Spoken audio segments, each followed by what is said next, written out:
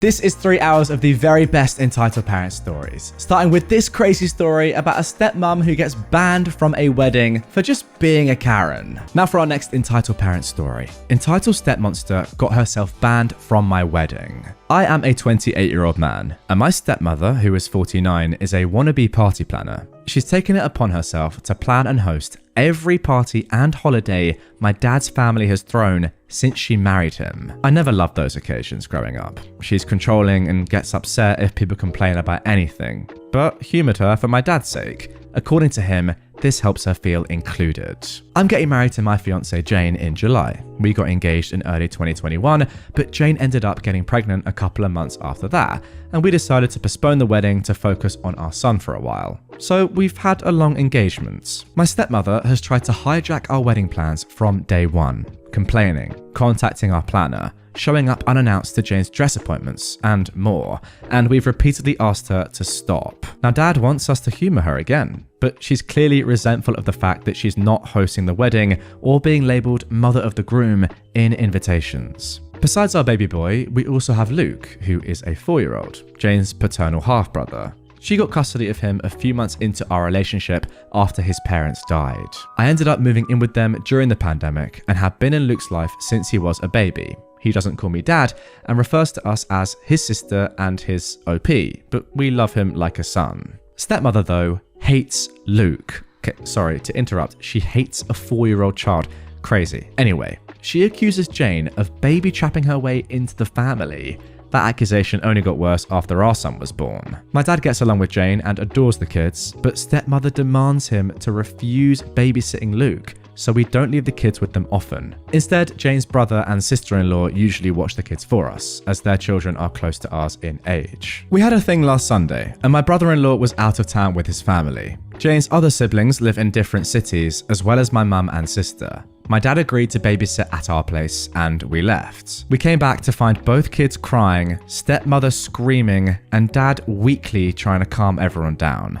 Apparently, Luke had told stepmother that both he and our son were going to be our ring bearers, and she went ballistic. At a 4-year-old, that is. She screamed that she wasn't going to allow that because he wasn't family. She then, unfortunately, got physical when he started crying. His lip is still split.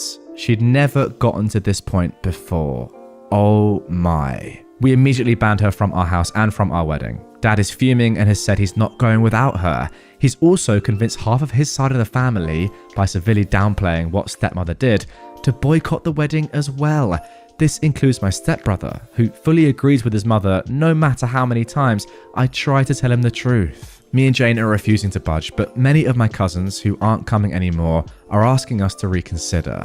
Pretty much all of Jane's family agrees with us, but one of her aunts has suggested that maybe stepmother is acting out because she doesn't feel welcomed by my family. I've honestly had it with my family enabling her behaviour. I love my dad and really want him at my wedding, but I'm more than willing to go no contact if it means protecting my family. Now guys, the good news is that there is an update to this post, so we will find out what happens next. However, I do have to say, just off the rip, the fact that some people in your family are defending your stepmother because she might feel left out of the family, that's a reason why she's abusing a 4-year-old. Like, what is going on there? Seriously, what's going on? And look, maybe it's just a split lip and that's not that deep. No, sorry, I disagree.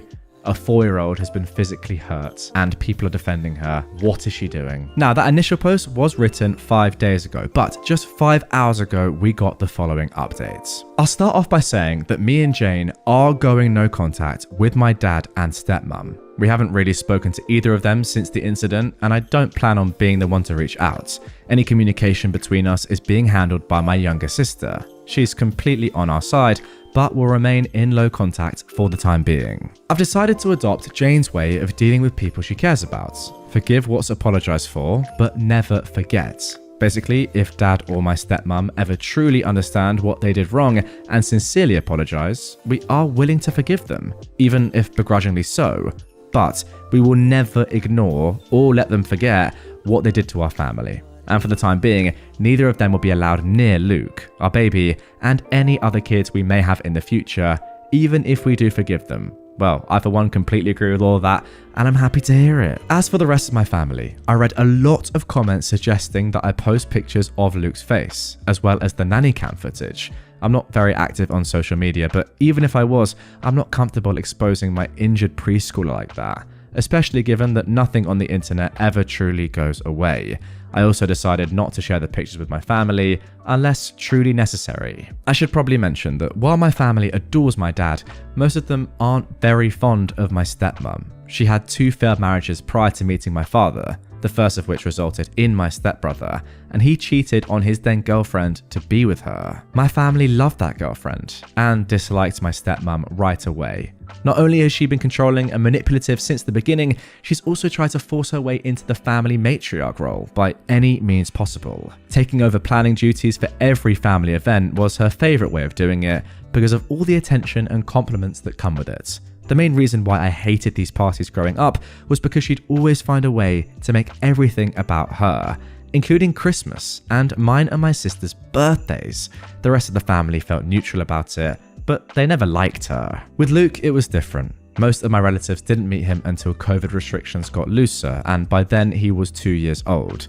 He's a bright and genuinely lovable kid, and there weren't really any other small children in the family, so everyone immediately started cooing over him. The way I see it, my stepmom got upset that Jane and Luke were accepted by my family so easily compared to her experience, and that is why she resents them both. But I can't confirm that. She was also mad that, aside from not being the planner, she would have absolutely no involvement in the wedding party. She tried to pressure us into letting her officiate. One of Jane's best friends was offered that role a year ago, making stepbrother my best man. He wasn't interested and I'd already got on my best friend, or asking her sister's daughter to be our flower girl, but we'd promised Jane's 3-year-old niece. Also, her sister's daughter is 15 and doesn't know us. Sorry, that is so weird. Imagine just a random 15-year-old girl being like, yeah, let me just carry these flowers. Sorry, I just got a funny image in my head. Anyway, she also tried to convince us to let my dad walk Jane down the aisle since her father's gone. But her eldest brother, the brother-in-law I mentioned in the first post, had already been enlisted. Okay, that one is crazy. My stepmom was disappointed that my family wasn't as involved in the wedding as Jane's, and kept making comments about how that would never happen if we put me in charge. All of that being said, there is nothing that can excuse being that awful to a child, especially if it really is the petty jealousy that I suspect. Because I haven't spoken with my father, my sister has been keeping me updated on what he's been up to. As I found out through her, the story my dad and stepmom told the rest of the family completely erases Luke's injury and the abuse charges. Oh yeah guys, OP left a really small edit on the first post saying that they actually were going to press charges on the stepmom for what she did to Luke, which is completely fair. It insinuates that me and Jane banned them because we got annoyed with my stepmom and decided to take it out on my dad as well. Because most people already dislike my stepmom, explaining what actually happened that night wasn't hard, and most of the relatives that I actually wanted at the wedding have apologised and are now berating my dad as well. The people that didn't believe us, as well as those saying we overreacted, have been told they are not welcome in our home anymore. Those are mostly people from my dad's generation, so I can't say I'm surprised. But the realisation that they're so biased that they're willing to protect a woman they hate after she hurt a child just to make my dad happy has reassured me that I don't need any of them in my life. My stepbrother is still in denial. He refuses to believe his mother could hurt a child, even with all the evidence we have. I have to admit I understand. I love my mum too, but that doesn't mean I'd excuse his obliviousness. So he's banned too. It sucks because we were close growing up, but I don't regret it. Besides, Jane has 3 other siblings besides Luke, the older brother-in-law, a twin brother, and a younger sister, and I'm closer to them than I ever was with him. Speaking of Jane's family, they're all furious over what happened and have been extremely supportive of us. Jane's maternal family basically adopted Luke after she got custody of him, and have called frequently to make sure he's okay. We did manage to save some money with everybody we uninvited and have decided to use it to help Jane's cousin. She lives in a different country and was previously unable to come to the wedding, so we're paying for her plane ticket. That is awesome. Luke has gotten much better and is almost completely back to being the sunny child he's always been. The split lip was shallow. It's healing slowly, but didn't require any stitches. We sat him down a few days ago and explained that my dad and Stepmonster wouldn't be around anymore. He really liked my dad, but understands that he and Stepmom are attached at the hip. He's clearly scared of her, but we're doing our best to make him feel safe. That is so sad that a 4-year-old has that much terror in their lives. At that age, wow. Me and Jane have reassured him that he is family. We love him, and no one will ever change that. I'm not too worried about my dad or stepmom trying to show up at the wedding, but we've alerted the venue and given them pictures just in case they try anything. Better safe than sorry. Some people brought attention to the fact that my stepmom is a hypocrite for saying Luke isn't family. I agree, for obvious reasons. Her main excuse for pretty much everything she does is that she doesn't feel like my family welcomes her. Dad has been guilting me to take part in everything she plans by reminding us of that for as long as I can remember. The way he continues to make excuses for her without realizing this is basically a case of the pot calling the kettle black, except Luke actually is family. This is what has made me accept that while I will always love my dad, it's not healthy or safe for me and my family to be around him anymore. It hurts to know that my son won't have his only remaining bio-grandfather in his life, but he has 2 amazing step-grandpas to make up for it. For now, I'm sad but satisfied with how things have turned out. I don't like to complain about my life. It's a mess, but a beautiful one. I love my fiance, I love my kids, and I'm lucky enough to love my job. We're happy, and I'm not letting anyone ruin that. And there we go. Great story. Really enjoyed that one. You know what? I really like the fact that throughout this, you kept almost reminding us the reason as to why you were treating your dad in the same way you were treating your stepmom, alienating him from the family. Well, not alienating him, but you know what I mean. Going no contact. When he, to be fair, himself wasn't doing anything particularly badly. But yeah, you just summed it up at the end right there. The fact that he is enabling your stepmom's disgusting behavior, if anything, is just as bad as what your stepmom is doing, right? Now, OP has said that they hope that this is the last update on the story, but they'll keep us posted. It's one of those ones. I really, really hope that they do not show up at your wedding. But if they do, wow. It would make for some Reddit post. How blind are you? I am legally blind. I have no sight in one eye and very little sight in the other, but I can see a little. I walk with a sight cane, but I generally do need some help to get around.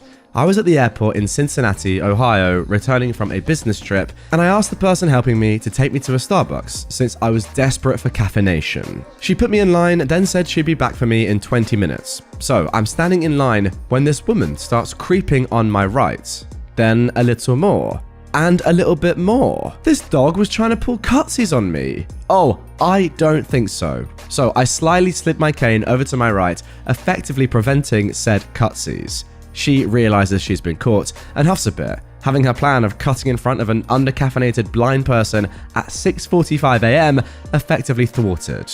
I get my drink and take a seat. Most people just took their drinks to their gates, so most of the tables were empty. Then Cutsy Carol sits down at my table and waves her hand in front of my face, and we have the following exchange. So, are you blind or what? Pardon? Like, how much can you see? Are you faking? Just how blind are you? I mean, I saw enough to know that you were attempting to cut in front of a blind person. So you can see. She waves her hand in my face again. Can you see this? Why do you need a cane if you can see? Is it macular degeneration or what? Mom, it's too early for this. Please leave my table. I don't owe you an explanation or any part of my medical history. I'm just trying to enjoy my drink in peace while I wait for my guide. Jeez, I was just asking. She then huffs and leaves for parts unknown. Thank God. I don't know why people see someone who is disabled and feel entitled to their story or their medical devices. I've had people grab my cane and pull me where they want me to go. Parents who think it's cute to let their kids grab my cane, it's not. Last 4th of July, a random woman saw me walking with my family and grabbed my arm to drag me over to her son who had recently lost his eyesight so I could tell him my story. Didn't ask, just grabbed. My daughter let her know how horribly inappropriate this was, and this woman was super offended because she was just trying to help my son adapt to his new reality. Like she thought I owed that to her by daring to be blind. Disabled people aren't sideshows, we're just trying to live our lives just like you are. OP, you make such a good point. You have a disability, it's your disability. No one else needs to know anything about it. It's not their disability, it's yours. Why do some people in this world feel the need or feel entitled to know about the ins and outs of a random stranger's disability? It's so weird. I don't get it. And also, why on earth would you cut ahead of anyone in the queue anyway, let alone a blind person? I mean, come on. Insane. Now for our next Entitled People story. Entitled Karen doesn't believe I have surgery. This happened about 10 years ago. I was 22 at the time and had to have knee surgery to clear out shredded cartilage about a week after my birthday. This story takes place 3 days after the surgery. My mum, who was a nurse, my now husband, who was my boyfriend of 2 years at the time, and my best friend decided to take me shopping to try and get my mind off the surgery and to pick up craft supplies so I'd be bored while off of work. I should mention it was an orthopedic surgery, so I didn't need to use crutches if I didn't feel the need, and I should be walking some. When we got to the craft store, not our first stop, my husband and best friend made me use one of the store's wheelchairs. I was being stubborn because I could still walk, just not very fast or as long without brakes. Now, since I didn't really want to be in the chair, my husband and friend decided to make a game out of it. Like, who could push me the fastest? Now, you might think we're wrong, but let me state, this was in the middle of the day on a Monday, so the store was not busy, and my husband and best friend would check the aisle to make sure that the coast was clear. After one of the speeding events, I was looking at something in an aisle, and my mum pulled my husband and best friend away to look at something else. It was something she thought I would like, and was going to get it as a surprise. Well, I decided I didn't want whatever it was that I was looking at, and I stood up to put it back. This is when Karen appears, berating me for using the wheelchair as a toy and telling me that there are people who actually need it. Calmly, I explain, I just had surgery, and that is why I'm using it. But she then goes on and on about how she saw what my friends were doing, and that I'm obviously lying. I explain that they were just trying to make me feel better, and I tell them to push me normally from now on. But this did not appease Karen, and she was still berating me. At this point, I roll up my pants leg and show her the compression bandages that I'm still wearing. She goes on about how that means nothing, and I could have just wrapped my knees as an excuse in case we were caught, and she bet the other people with me also have their knees wrapped. My group returns at this point and says the same thing as me. But Karen is still not having it. We're all apparently lying. I look at my mum and I ask if I can take off my bandages, as they were supposed to be removed the next day. She says I really shouldn't, but she could rewrap it for me if needed. At this point, I take off the bandages before anyone can stop me, and I show Karen my knee in all its post-surgery glory. It was bruised, swollen, and crusty at the incision sites, and you could still see the iodine on my skin. Karen's face went white, and she looked like she was going to be sick. She started stammering that I didn't need to go that far. As my mum is rewrapping my knee, scolding me and Karen under her breath, I look at Karen and say, "What else did you want me to do? I told you, they told you, I showed you the bandages, but you wouldn't get off your high horse and insisted that we were lying." At this point, a staff member comes to check if we need any help, and Karen runs for the door. We had a pleasant rest of our day and stopped for ice cream on the way home. And also, just one final edit for clarification. We were not running, drifting around corners, using the brakes while moving, doing wheelies, having more than one person in the chair. Instead, we were speed walking with clear aisles and just seeing how far I would go with one push from a dead stop. We were still very careful with the wheelchair. You know what? I actually kind of do sympathize with this Karen off the rip. You know, she sees someone messing about in a wheelchair, and let's be completely honest, you were messing about, having fun of course, but you were messing about, and then she sees you stand up. I think that's fair enough to suggest that you probably are kind of messing around, which you admit that you were, you know, you're having fun. However, after you explain everything to her, show her the bandages, all your friends, you know, your mum, your now husband is explaining to her, no, I get it, we were kind of having fun, but no, this person actually, OP actually is disabled at the moment. Even after all of that, she still doubles down and is like, no, I know you're lying. I reckon everyone's wearing knee bandages. I mean, come on. And then she gets annoyed when you show her your injury and is like, oh, you didn't need to do that. No, you literally did, to explain the point. So look, fair enough that she was a little bit dubious at first, but the more and more evidence she got, the more and more she doubled down. And that is entitlement. Now for our next entitled people story. An old lady decided I'm the one that should move in a physical therapy waiting room. I was born with some physical deformities. They aren't visible unless you're a professional, but they've been causing me problems all my life. This includes a foot deformity where it often hurts to even stand for long periods of time, although physical therapy helps me manage it and be able to do more. I only started physical therapy again recently as I didn't have the money to continue it for quite a while. I always get to my appointment early as I have anxieties about being late, and today was no different. I sat down in a near empty waiting room, but as I got closer to my appointment, the waiting room started to fill up and all of the chairs were taken. Note that all the other people in the waiting room were elderly at the time, while I'm in my 20s, and I'm often mistaken for someone much younger than I am. Well, this woman came in with her husband. Her husband seemed to be the one here for physical therapy and took the last seat, while the woman went to talk to the people at the front desk. It was only when she turned around that she realized that all of the seats were taken and she might have to stand. So, what did she do? She walked right in front of me and, without saying a word, stared me down.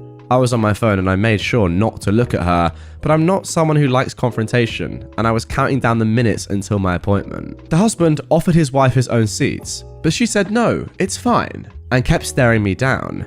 I think she knew better than to say anything with the receptionist right there, as she probably didn't want to risk causing trouble for her husband, which is the only reason she didn't say anything. In the end, some equally elderly guy offered his seats. She actually asked, "You don't have a problem with your legs or anything, do you?" The guy assured her it was a problem with his shoulder, so she sat down and that was that. That's all there is to the encounter. I know there wasn't some crazy event or anything, but it always frustrates me when people assume that I deserve my seat the least because of my age, even in a goddamn physical therapy waiting room. Well, look, we don't know for sure if this woman was 100% not disabled herself. She could have had an issue as well. However, it does seem unlikely that she did. And for her to just assume that because you're younger, you're okay to stand up, even though you're literally in a physical therapy institution, is so dumb. Like, that's the thing that I'm thinking for these first three stories anyway. The people involved are just incredibly dumb.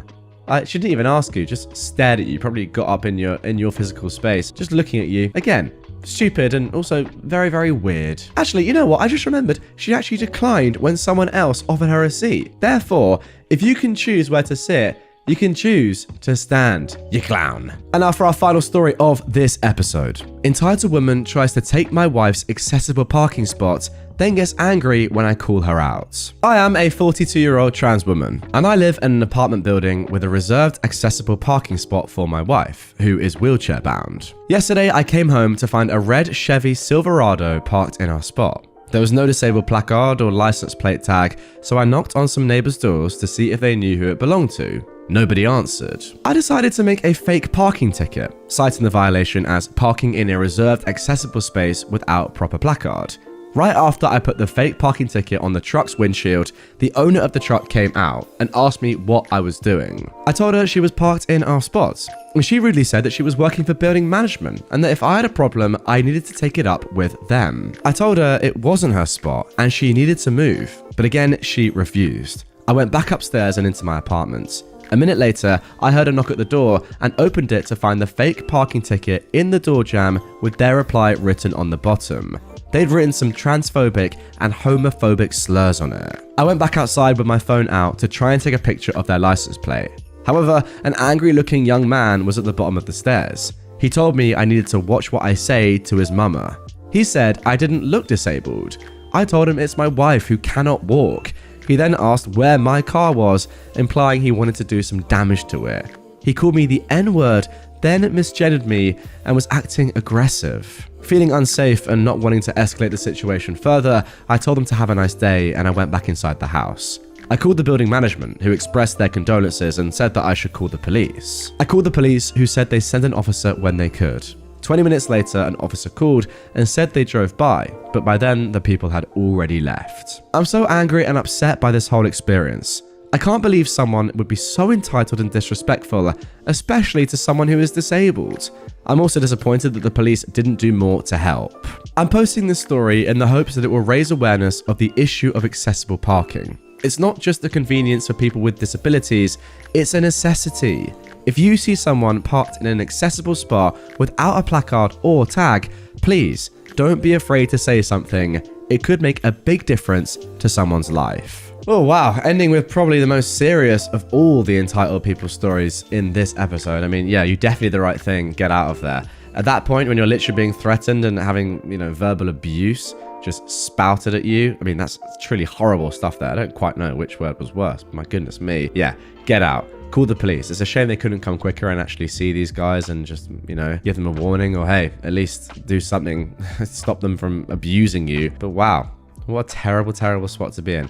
I mean, literally getting abused for asking somebody to move out of a disabled parking spot. That is unbelievable. My horrible mother-in-law is homeless, and my wife and I don't care. I'm a 25-year-old man, and I'm married to a 26-year-old woman named Carol, and her mother, Danielle, who is 61, is a complete bag of garbage. And that's the nicest thing to say. During Carol's childhood, Danielle would always belittle Carol and manipulate her into the most BS stuff, mostly always claiming that her father abandoned them in Colorado to seek fame and fortune in California, and refusing to pay child support, whereas she would actually spend said child support on her own self, buying books and clothes and not supporting her daughter. Danielle also changed Carol's last name on Social Security to Danielle's last name when she was a little kid, which made it incredibly difficult for Carol to find a job as an adult because she was an illegal alien to the US government. That meant she had one last name on her birth certificate and a different last name on her Social Security card. Danielle also had a very bad job that didn't pay the best and had to get an apartment with Carol under Carol's name because Danielle had terrible credit. And Carol had a 0 credit score because she was 18 at the time and didn't have her own bills to pay. Danielle kept getting on Carol's case about not having a job, but Carol said she couldn't because of the name issue. They ended up getting evicted due to failure to pay rent because Danielle's job wasn't enough to pay for a luxury apartment and she had to move in with grandma. Danielle later lost her job during COVID and has been unemployed ever since. There's way too many scenarios about how Danielle would take advantage of her own daughter, but I don't want to bore you guys with the details. Anyway, on to the story. Back in late 2021, while me and Carol were engaged, she wanted to join the US Navy. She got her name changed back to her father's last name on Social Security to match her birth certificate, and even gave her recruiter child custody papers to prove her name. She enlisted, got through basic, completed her A schooling, and got her orders to serve on a ship. We got married in September 2022 before she was shipped to Virginia for her new orders. While Carol was serving and I spent time packing my belongings to move out to Virginia myself, I learned that Danielle was going to therapy to possibly move on, or so I imagined. I tried so dang hard to stay away from her during that time, but she was always bugging me, wondering why Carol wasn't talking to her during the day. I let her know on repeated occasions that she has no cell service on her ship, but to her, it was just one of those in one ear and right out the other things. I eventually made it to Virginia in December of 2022 to be with Carol. We've been ignoring all of Danielle's calls for a while. Fast forward to April. Carol gets a text from Danielle asking her to call her to talk. They talk on the phone for a while, and Carol learns that her grandma is not doing well. I also get my brother's high school graduation invitation in the mail, and I want to see him graduate in May, which means Carol wants to see her grandma because she fears that she may not make it to the end of 2023. Danielle seemed to be super nice, and Carol and I both thought she changed because of all the therapy that she's been getting. So, last week, we fly back to Colorado, and Danielle loans us her car while we're there, and was being way too nice to us, like a decent human. So we see my brother walk across the stage, and Carol gets to see her grandma. While there, we learn that grandma wants to move into a more safer place with Carol's aunt because of her health, and Danielle has to move somewhere else because, in her eyes, everyone doesn't want to take me in because the family doesn't like me. We told her that if we weren't living in a 650 square foot, 1-bedroom apartment on the other side of the country, then we could help her. Again, she starts being even nicer to us while still in Colorado.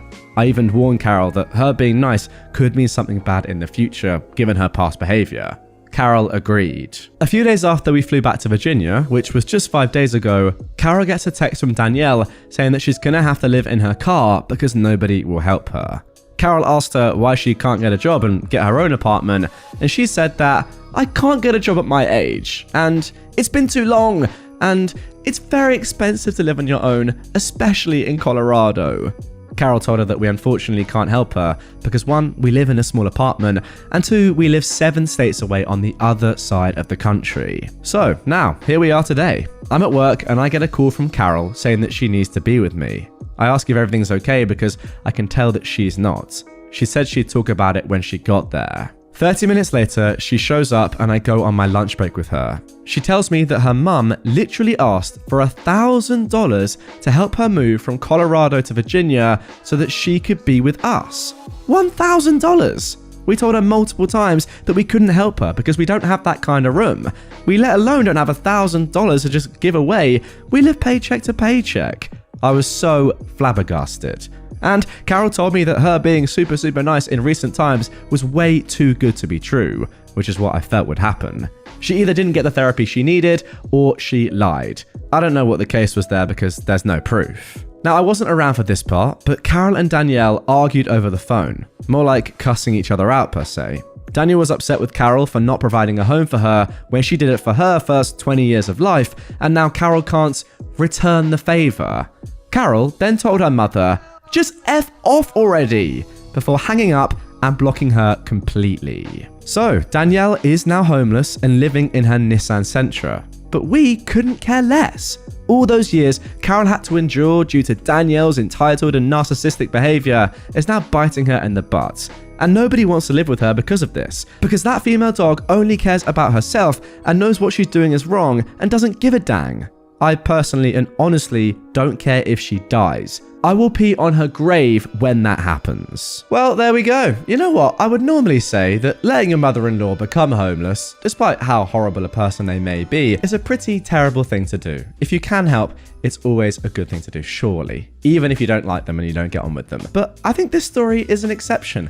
First of all, you're living paycheck to paycheck anyway, and there's a very limited amount of things that you could do, especially financially. I mean, she's asking for $1,000, which just doesn't exist. Also, it doesn't cost $1,000 to move from Colorado to Virginia.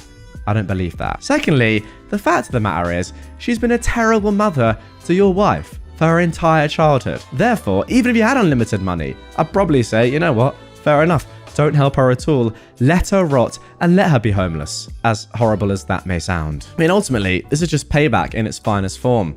No one wants her around. I wonder why. Maybe because she's a horrible person. Get nicer, and then maybe people will want to help you. That is my solution, Karen. Now for our next Entitled Parents story. Entitled Parents tell me to F off in my own yard? Enjoy your free shower. A few years ago, I lived in a house that was a block away from a public park. It was a very large park, and I noticed 2 soccer games occurring when I left one Saturday to go to the grocery store. When I returned home about 45 minutes later, I saw there was a truck parked beside my property. The occupants of that truck were on my property. There were 2 children dressed in soccer uniforms, their mum and dad, and a large Doberman. The Doberman was lying on a picnic blanket, the parents were setting up their family's picnic lunch, and the children were chasing each other all on my front lawn. I couldn't believe my eyes. I pulled my car into my driveway and walked over to the family, asking them why they were on my property. The entitled mother then snarked at me, "What does it look like? We're eating lunch." I asked why they're not eating in the public park that's a block away, and she responded, "It's more peaceful here." In complete shock, I then said, "This is private property and you all need to leave now." The mother's response, "Go frick yourself, you little dog." I was furious. I pay the mortgage, I do all the lawn work, and you think it's okay to trespass and tell me where to go on my own property? This was the easiest revenge ever. I walked right beside them to the outside tap that was attached to my sprinkler system and turned it on. The family started screaming and grabbed all their stuff as they ran to their truck. The mother and father screamed obscenities the whole time and said they were going to get me. Well, this is where revenge number 2 came in. I downloaded my security camera footage, which showed their license plate, and I brought it to my next door neighbor, who just happened to be a police officer working that day. The parents were charged with trespassing, and I had a smile on my face for the rest of the day. And there we go. R/entitled parents, but with a little bit of petty revenge at the same time. Just simple enough. Like, what are you doing? You can't go on someone else's lawn. It's just illegal. And the least you deserve is to be sprayed off it with a rather beautiful piece of water hosiery. And what a word that is that I've almost definitely just made up. But I love it. Water hosiery, put it in the dictionary. Mother is upset I use my first name in class. I teach philosophy and epistemology to high schoolers. I'm also fairly young for a high school teacher. I introduced myself as Faye, my given first name, which has been my given name since birth, to my students. Well, I got an email from a parent reading, Mademoiselle Betancourt, this is Karen, and I'm Kevin's mother. I'm deeply disturbed that you allow students to call you by your first name, and I believe this is unprofessional and confuses children. My child's test scores clearly reflect this, as your class is the only one he is struggling in. And as he has maintained an outstanding academic performance, it is clear that you are the problem. I highly suggest that, in order to better teach my child, you reflect on this and begin to use your professional name. So I responded, Karen, thank you for reaching out to me. I'm awfully glad you are so concerned with your child's performance in my class. As you might not be aware, I do not grade homework or tests as official standing, and they go only to show an empiricist view of one's performance. Don't worry, this means the grades you see in the system will be different from the final grade, as your child will have 100% in my class. This was made clear in my syllabus. You should also note that I attach my comments for every assignment and include an annotated copy of your child's exams and essays so that they may see where they need to improve. If you have specifics about concepts your child is struggling with and ways that might better help him learn these concepts, I'd be more than happy to meet with you over coffee or tea to discuss with you. So she responds, the annotations are incredibly vague and abstract and offer little insight into how my child, who is brilliant, may improve. However, I see you mark him wrong every time he refers to you as Mademoiselle Betancourt and replace it with Faye. It is illogical to ask of a child to indulge in using such a silly name.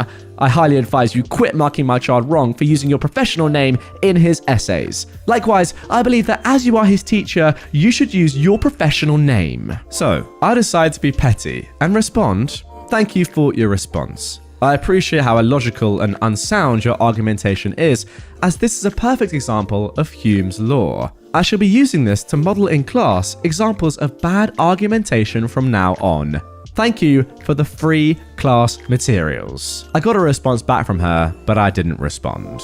Okay, and there we go. Just had a look at what Hume's law is, and it's often formulated as one can't derive an ought from an is. So I guess in this situation, the teacher is saying that, yeah, okay, maybe you think that I ought to do something, but that isn't the fact. I do what I want. Maybe I'm wrong there. That seems to be what she's saying. Now, as for this story on the whole, I would say that, yeah, it is pretty normal in school to call your teachers by their surnames. However, clearly this teacher, Mademoiselle Betancourt, I mean, to be honest, I shouldn't say that, Faye, has clearly been allowed by her school, by the principal, whatever, to call herself, or at least allow her students to call herself by her given name, her first name. Otherwise, she'd be reprimanded, right? I don't imagine there's a way in which her other teachers, her colleagues, the principal, her head of year, whatever, know that she, or don't know that she is calling herself Faye, and like, oh, we didn't realize this. Every other teacher calls themselves by their surnames. I imagine that everyone knows that she does this, and she's been allowed to do this. Therefore, if you're allowed to do it and you want to do it, that's fine, right? If anything, I would say that it's more friendly with your students and you probably have a better rapport. I don't know, if it works for Faye,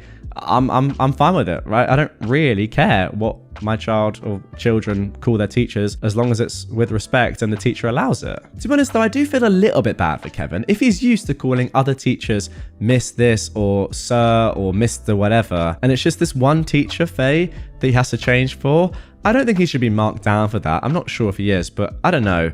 It's a weird one, isn't it? For Faye, I get that. She wants to be called by Faye. And by the way, the mother does not need to be involved in this at all. This is clearly a Karen. However, for Kevin, I don't know, seems a little bit harsh. Yes, even though the teacher is telling him, call me this, I don't know, he might feel like he has to call you Miss Betancourt or Mademoiselle Betancourt. I don't know. It's a tough one. I wouldn't blame necessarily Kevin here, but for Karen getting involved, yes, there is absolutely no need. And now for our final entitled parent story of this episode. Entitled mother tried to reduce my pay for attempting to seduce her husband. I started babysitting families in my church growing up. Between the ages of 12 to 16, I babysat for over 30 families, and I was highly requested in that community. I knew everyone, and I attended that church since I was 4. Everyone knew me, I knew everyone, very tight-knit. So I babysat for a family we will call the Smiths. I knew that family since I was 10, and they had children that were younger than me. I helped with these kids for children's mass. Now I knew the family, and we were kind of close because I was one of the kids' helpers in a class unit. Plus, we all knew each other from the church and school. Now, I'm 13-ish when this happened. I babysat for this family, the Smiths, and it was going good. They had a pool in their backyard, and the dad had told me to pack a bathing suit. He said, The kids will probably beg you to swim with them if you don't mind, but you don't have to. So I babysat these kids for about 5 hours, knowing that 4 hours in, the husband would come home to take a work call. Then he'd help with the kids and my parents would take me home. 20 minutes before the dad gets home, the kids want to swim. I agree and we all get ready. I'd chosen a normal bathing suit for a 13-year-old, but I had a larger chest than others my age and the mum of these kids. Now the dad comes home and asks if things are all good. I tell him yes, and he tells me he'll find us when he's done with his work call. It's about 5 p.m. and he comes out and asks to take another call. He asked to take a picture to send to his wife to let her know that I'll watch the kids for longer since he had another call. TLDR, all went well till the wife shows up. Everything goes good and the kids are having a blast. I help dry them off, help them shower and change as the wife gets ready to take over and the husband has started making dinner. I was in my oversized shirt bringing the kids downstairs when the wife signals to me. She pulls me aside and begins to shame me. She tells me I won't be getting paid from 4 p.m. to 5:45 p.m. for dressing like a slut in an attempt to stray her husband from me. What? That my choice of swimsuit was slutty and she should have known better not to trust me. That I was I don't know if I can even say that word, and that my breasts would get me nowhere in life and I was going to be odd dressing like that. Okay, wow. I was flabbergasted because I'm barely 13 at the time and I wasn't wearing a revealing swimsuit. I nod and profusely apologise because I wore this to the pool and never had any problems, and me and my bestie had matching ones. I was sobbing hysterically. I took my money and sat on the porch waiting for my mum to pick me up. I hear yelling inside. The dad comes out and gives me $50 and goes back to yelling at his wife inside the house. Oh, there's also some extra information at the bottom of this. They filed for divorce because she was having an affair with another guy. She later revealed this information to another family that I babysat for, and they told me that the wife was insecure about her chest. The dad was not a pedo and his kids are doing great. Oh my goodness. Well, I don't want to say save the best till last, but let's just say save the most extreme till last. Goodness me. Imagine being that insecure about yourself that you're getting jealous of a 13-year-old child. I mean, I don't quite know what to say other than that is actually so embarrassing that it's bordering on abusive, because you're telling a 13-year-old that they're going to get hard if they wear stuff like that. I mean, that's not really just insecure, is it? That's very harmful to someone's future. Karen preaches to my child. My eldest is having a play date with a friend and her mum comes to pick her up. I'm in my bedroom with Streetlight Manifesto playing and my boyfriend watching the kids. He comes to get me, saying that Mummy Dearest wants to talk to me about my music and rolls his eyes. So I go and she immediately starts with the, "You let your children listen to such blasphemy." And I tell her it's really not blasphemy if we don't believe in God. She then gets so outraged that we need to see the light. So I snap back at her. "Leave my house immediately or I will have my boyfriend assist you in finding your way to the exit." I send her an email the next morning. "Hi Emily, this is Famer. I'm very concerned about your insistence on my preaching to my children and do not appreciate you insulting me and my children, especially not in front of my child. I would very much like for you to keep your religion to yourself and your family. If you find what you need in your God, that is wonderful for you, and I'm truly happy for you, but we do not share your beliefs and we very much do not want you pushing your beliefs on us. And especially not our children, who do not yet possess the critical faculties to understand such difficult concepts. As a courtesy, I will refrain from playing atheist music while your child is over." I got a message back. "Famer, I'm very sorry for my attitude the other day. My mother's currently in the hospital and I wasn't having a great day. I understand you have a difference of beliefs and will respect that in the future.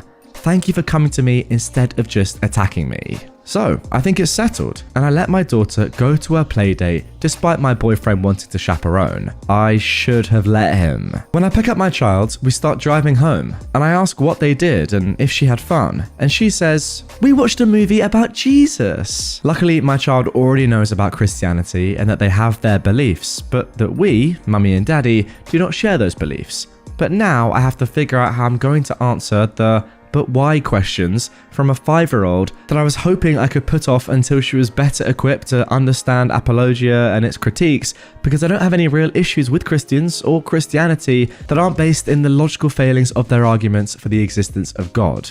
I became an atheist because I studied philosophy. So I sent another email to Emily.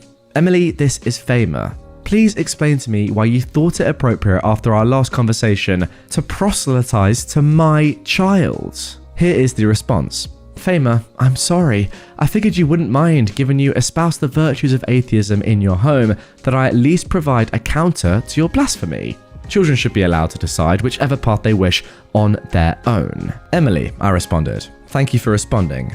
I will no longer be letting my child over to your house unsupervised, and your child is no longer welcome over at ours unsupervised. I will be taking further actions as necessary through the school. I advise you don't weaponize your child in this and allow them to continue to be friends. However, should you fail this, I will seek a no contact order and go to the police to report your harassment. Any further correspondence can go through my boyfriend, as frankly, you don't want my patience to run any thinner than it already is. His contact information is attached, and I've CC'd him to this thread now. We haven't heard back. Well, I hope after that threat, I mean, it's so ridiculous that you even need to make that threat of your boyfriend getting involved, that is going to be the end of that story, and it certainly looks as if it is. But yeah, overall, I will say I completely agree with you, OP. It's one thing having your own beliefs in your own religion, and I'm completely here for that. And as you said yourself, if you believe in whatever you believe in, that is completely fine. And genuinely, yeah, I'm happy for people that have their beliefs in whatever they believe in. It's all good with me. But once you start forcing and pushing those beliefs onto other people's children, yeah, that I don't really agree with. Now moving on to our next entitled parent story. Now I will give a little bit of a warning before we get into this one. It's a little bit graphic, perhaps. If you're not very good with blood or bodily fluids or that sort of stuff, maybe you want to avoid and just skip to the third story of this episode. But it's a really good story, to be honest, and a serious story, and one that I wanted to cover and show you guys. So if you're keen, here we go. My mum, a 41-year-old woman, believes me, a minor under the age of 17, vomiting blood and having violent diarrhea is because I don't exercise enough. I am currently sitting on the toilet writing this in incredible pain. Yesterday night, I was sent to the ER because my stomach was in serious pain. I came back with violent diarrhea and I ended up vomiting blood all over my floor.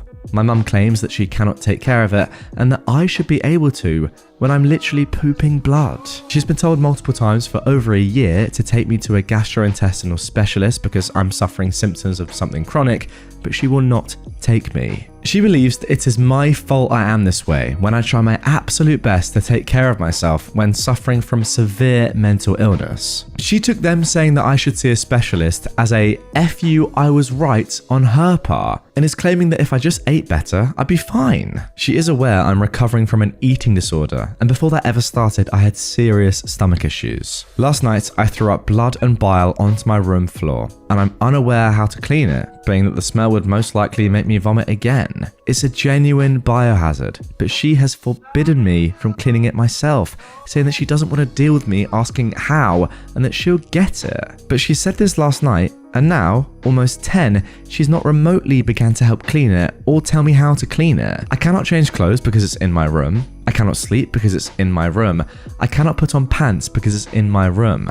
And when I ask her to just tell me how to clean it, she refuses. I don't know what to do at this point, and it's gotten to a point that the pain in my stomach will temporarily paralyze my limbs and cause me to go unconscious. No matter how bad it gets, she always ends up saying that there's no way I can have these health problems because I'm too young, when she's the one that goes to the doctor for a minor headache but won't take her child to a doctor despite being repeatedly referred by doctors to do so. I'm scared for my life as the pain gets worse by the day and I'm barely even digesting food anymore.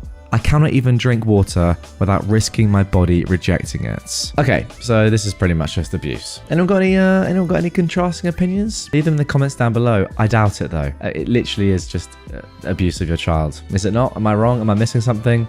It is. I mean, like, you're vomiting blood and saying, first of all, let's not go to the doctor or A&E. And second of all, let's not even bother cleaning it up, guys. Let's just leave it there. That was your fault.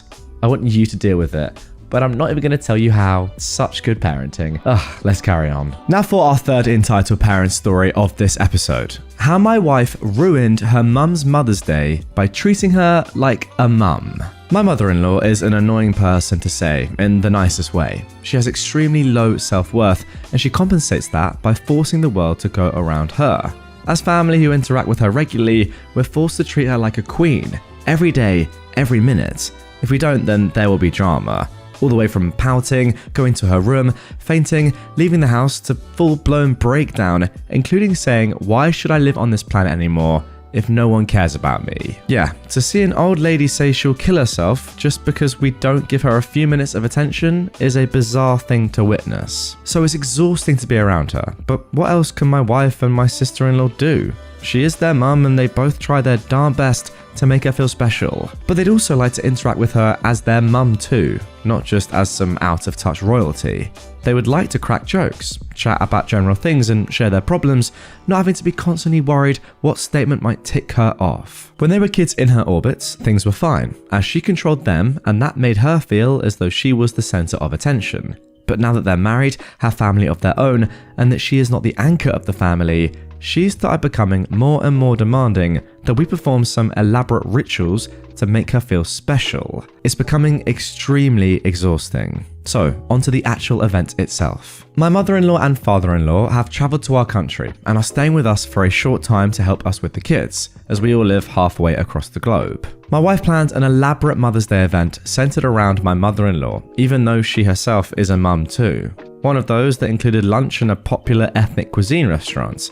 By the way, had she not planned it herself, there would have been a snarky comment at the end of the day saying, "Seems like you don't care about your mum enough to plan something for me. I was waiting the whole day for you to do something." Anyway, morning went uneventfully as we've been pampering the grown-up toddler, and my mother-in-law was quite jubilant. We go to the restaurant and I and our elder one go in to set up the table as my wife is bringing the others in, my mother-in-law, father-in-law and our little one. My 2-year-old, the real toddler, decides to throw a tantrum for toddler reasons, but then my mother-in-law sees this beautiful garden in front of the restaurant and wants my wife to take her picture. My mother-in-law doesn't care about anything and forces my wife to take several pictures as my wife is holding a crying, fussing and kicking toddler at her hip.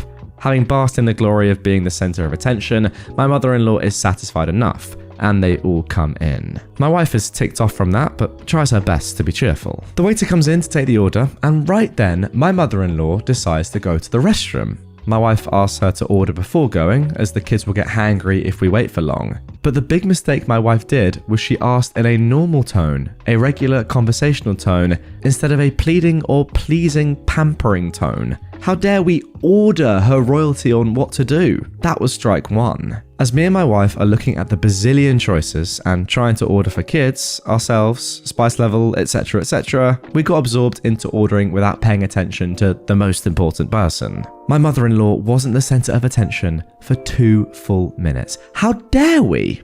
That is strike 2. We didn't notice that or ask what she wants. She asked if they have a particular ethnic dish, which is a regular staple we have almost every day at home, like a grilled cheese sandwich. That too in an indifferent, meek tone. She was indirectly implying that she's just a nobody because of strike 1 and 2, and therefore she was ordering some peasant food. That was our cue to realise our mistake, prostrate before her, beg her forgiveness, and bring the world back into alignment before things go downhill. We failed to notice that change in her tone, which was strike 3. Instead, my wife suggests, "Mum, we have that almost every day at home, so why don't you..." But my mother-in-law cuts her off, saying, "I know that. Are you saying I don't know that?" And then storms to the restroom. We're all figuring out what the frick happened, and we finish ordering. My mother-in-law comes back and unloads on my wife how she has disrespected her. We brought her to this country, and ever since then, my wife has made it her mission to do nothing but continuously humiliate her, and then she starts crying. I quickly realised what had conspired, but my innocent wife, whose heart is only filled with love and not such evil games, doesn't realise drama that my mother-in-law wants. Instead, she's trying to understand how suggesting that the dish is a regular staple at home is humiliating. And my mother-in-law goes, "You're implying I'm dumb and don't even know this. You have ruined Mother's Day. All daughters do special things on Mother's Day, and here you are ruining mine," with a few other delectable quotes. My wife says again and again, "That's just a regular thing to say to your mum," but my mother-in-law is adamant that my wife humiliated her by implying that she is dumb for not knowing it's a staple dish we regularly eat at home. So she storms off to sit outside. Seriously, that was the entire discussion for a full 5 minutes. It was extremely bizarre to see a 60-year-old woman throw a tantrum and accuse her daughter because she said, "It's a regular staple we eat at home." Now, normally we would run after her and apologize and beg her to come back and keep apologizing throughout lunch, which is what she wanted after 3 strikes. But this time, we were so over this BS, having been through similar ones so many times. So we just sat and ate in peace, without an extra side of drama.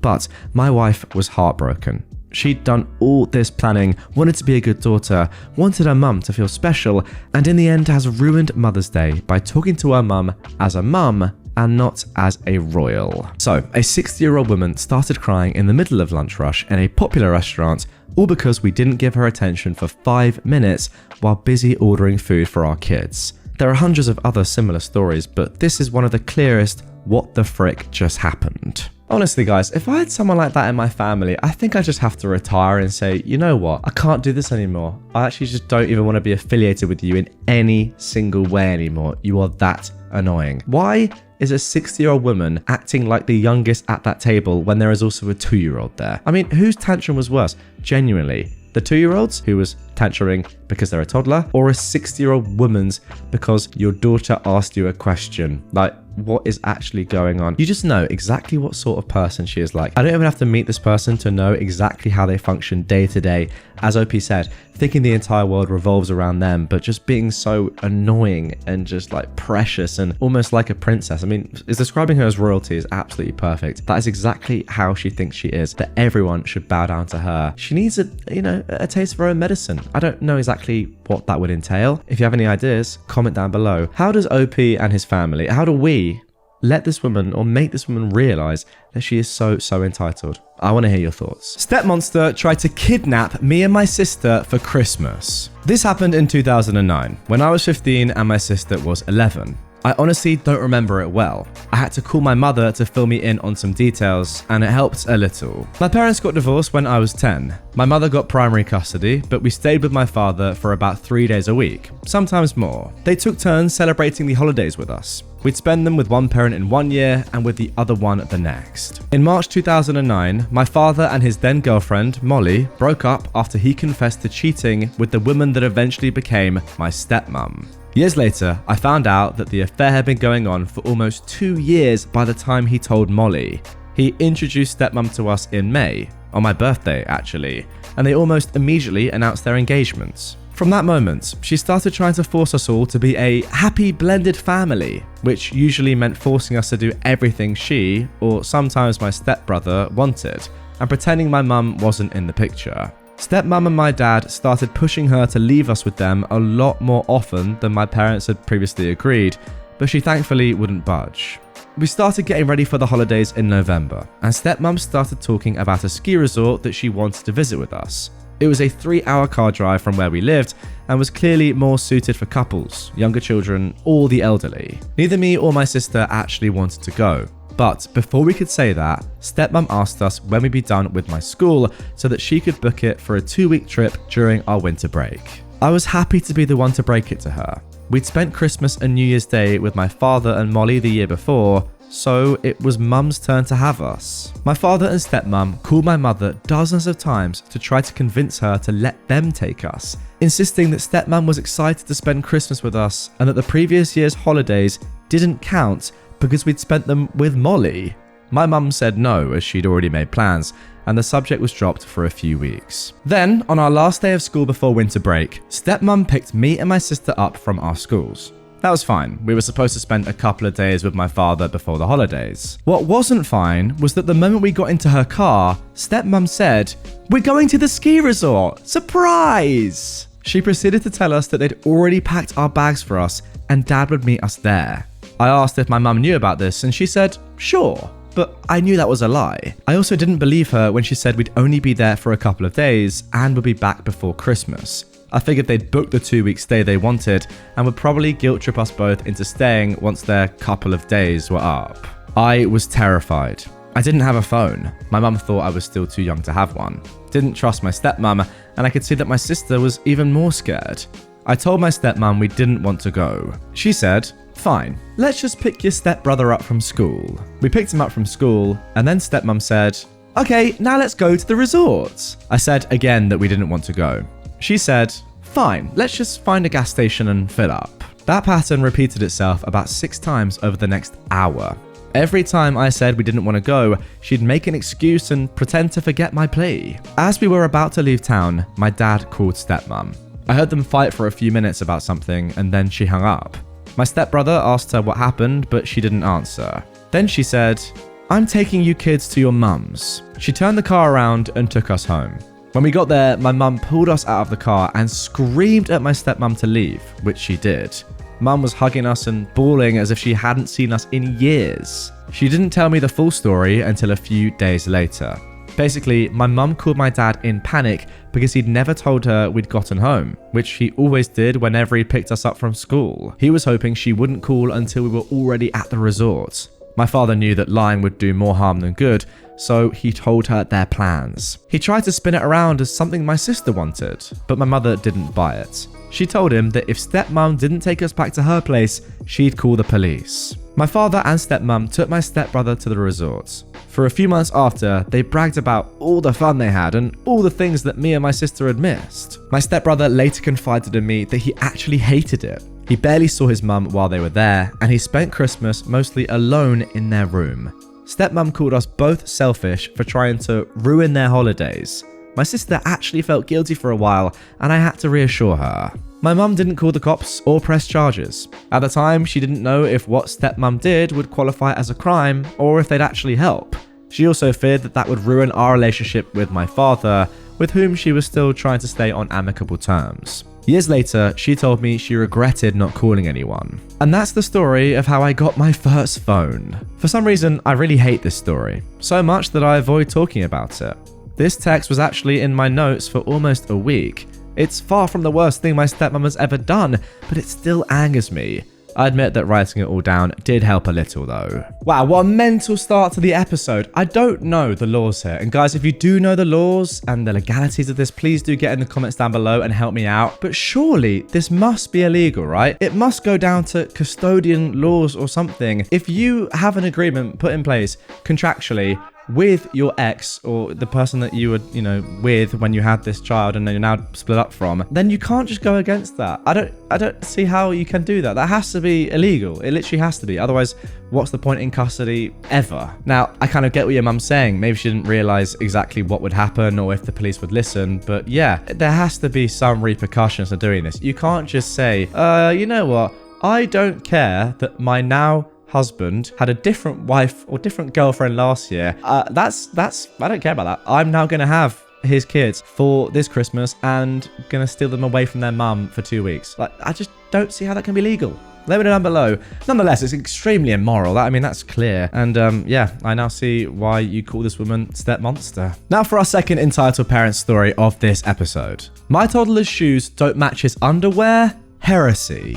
So, I've said in a few previous posts that I used to work in childcare, and as such have a few good stories. This happened a few years ago, and so some details are foggy, but I'll do my best to get the important bits across clearly. The childcare centre I worked at was divided into 2 floors, infants and toddlers downstairs, and 3-year-olds and up upstairs.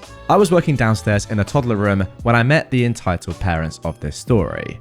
To set the stage, their childcare was subsidised, meaning that the state paid for most, if not all of it. I also knew through conversation that their housing was also subsidised. They were on food stamps, etc, etc. Basically, if there was a financial aid system active in the state, they were receiving it. I don't say this to disparage anyone who needs those services, but to point out the absurdity of their lifestyle. They drove a Mercedes and a BMW, both new. They wore gold and precious stones, expensive clothes, never the same outfit twice, always had fresh haircuts, and the entitled mum in particular took great pride in her long, gaudy nails. I'm not sure how they could afford all of these luxuries and still qualify for government-assisted everything, considering they were both unemployed. I suspect the entitled dad dealt illicit substances, but since I lack concrete evidence, I won't get into that. Apparently, they wanted these traits to rub off on their son, who we'll call Adam. As a 2-year-old, Adam wore brand name clothes, new outfits every day, had professionally styled buzz cuts, and diamond studs in his ears.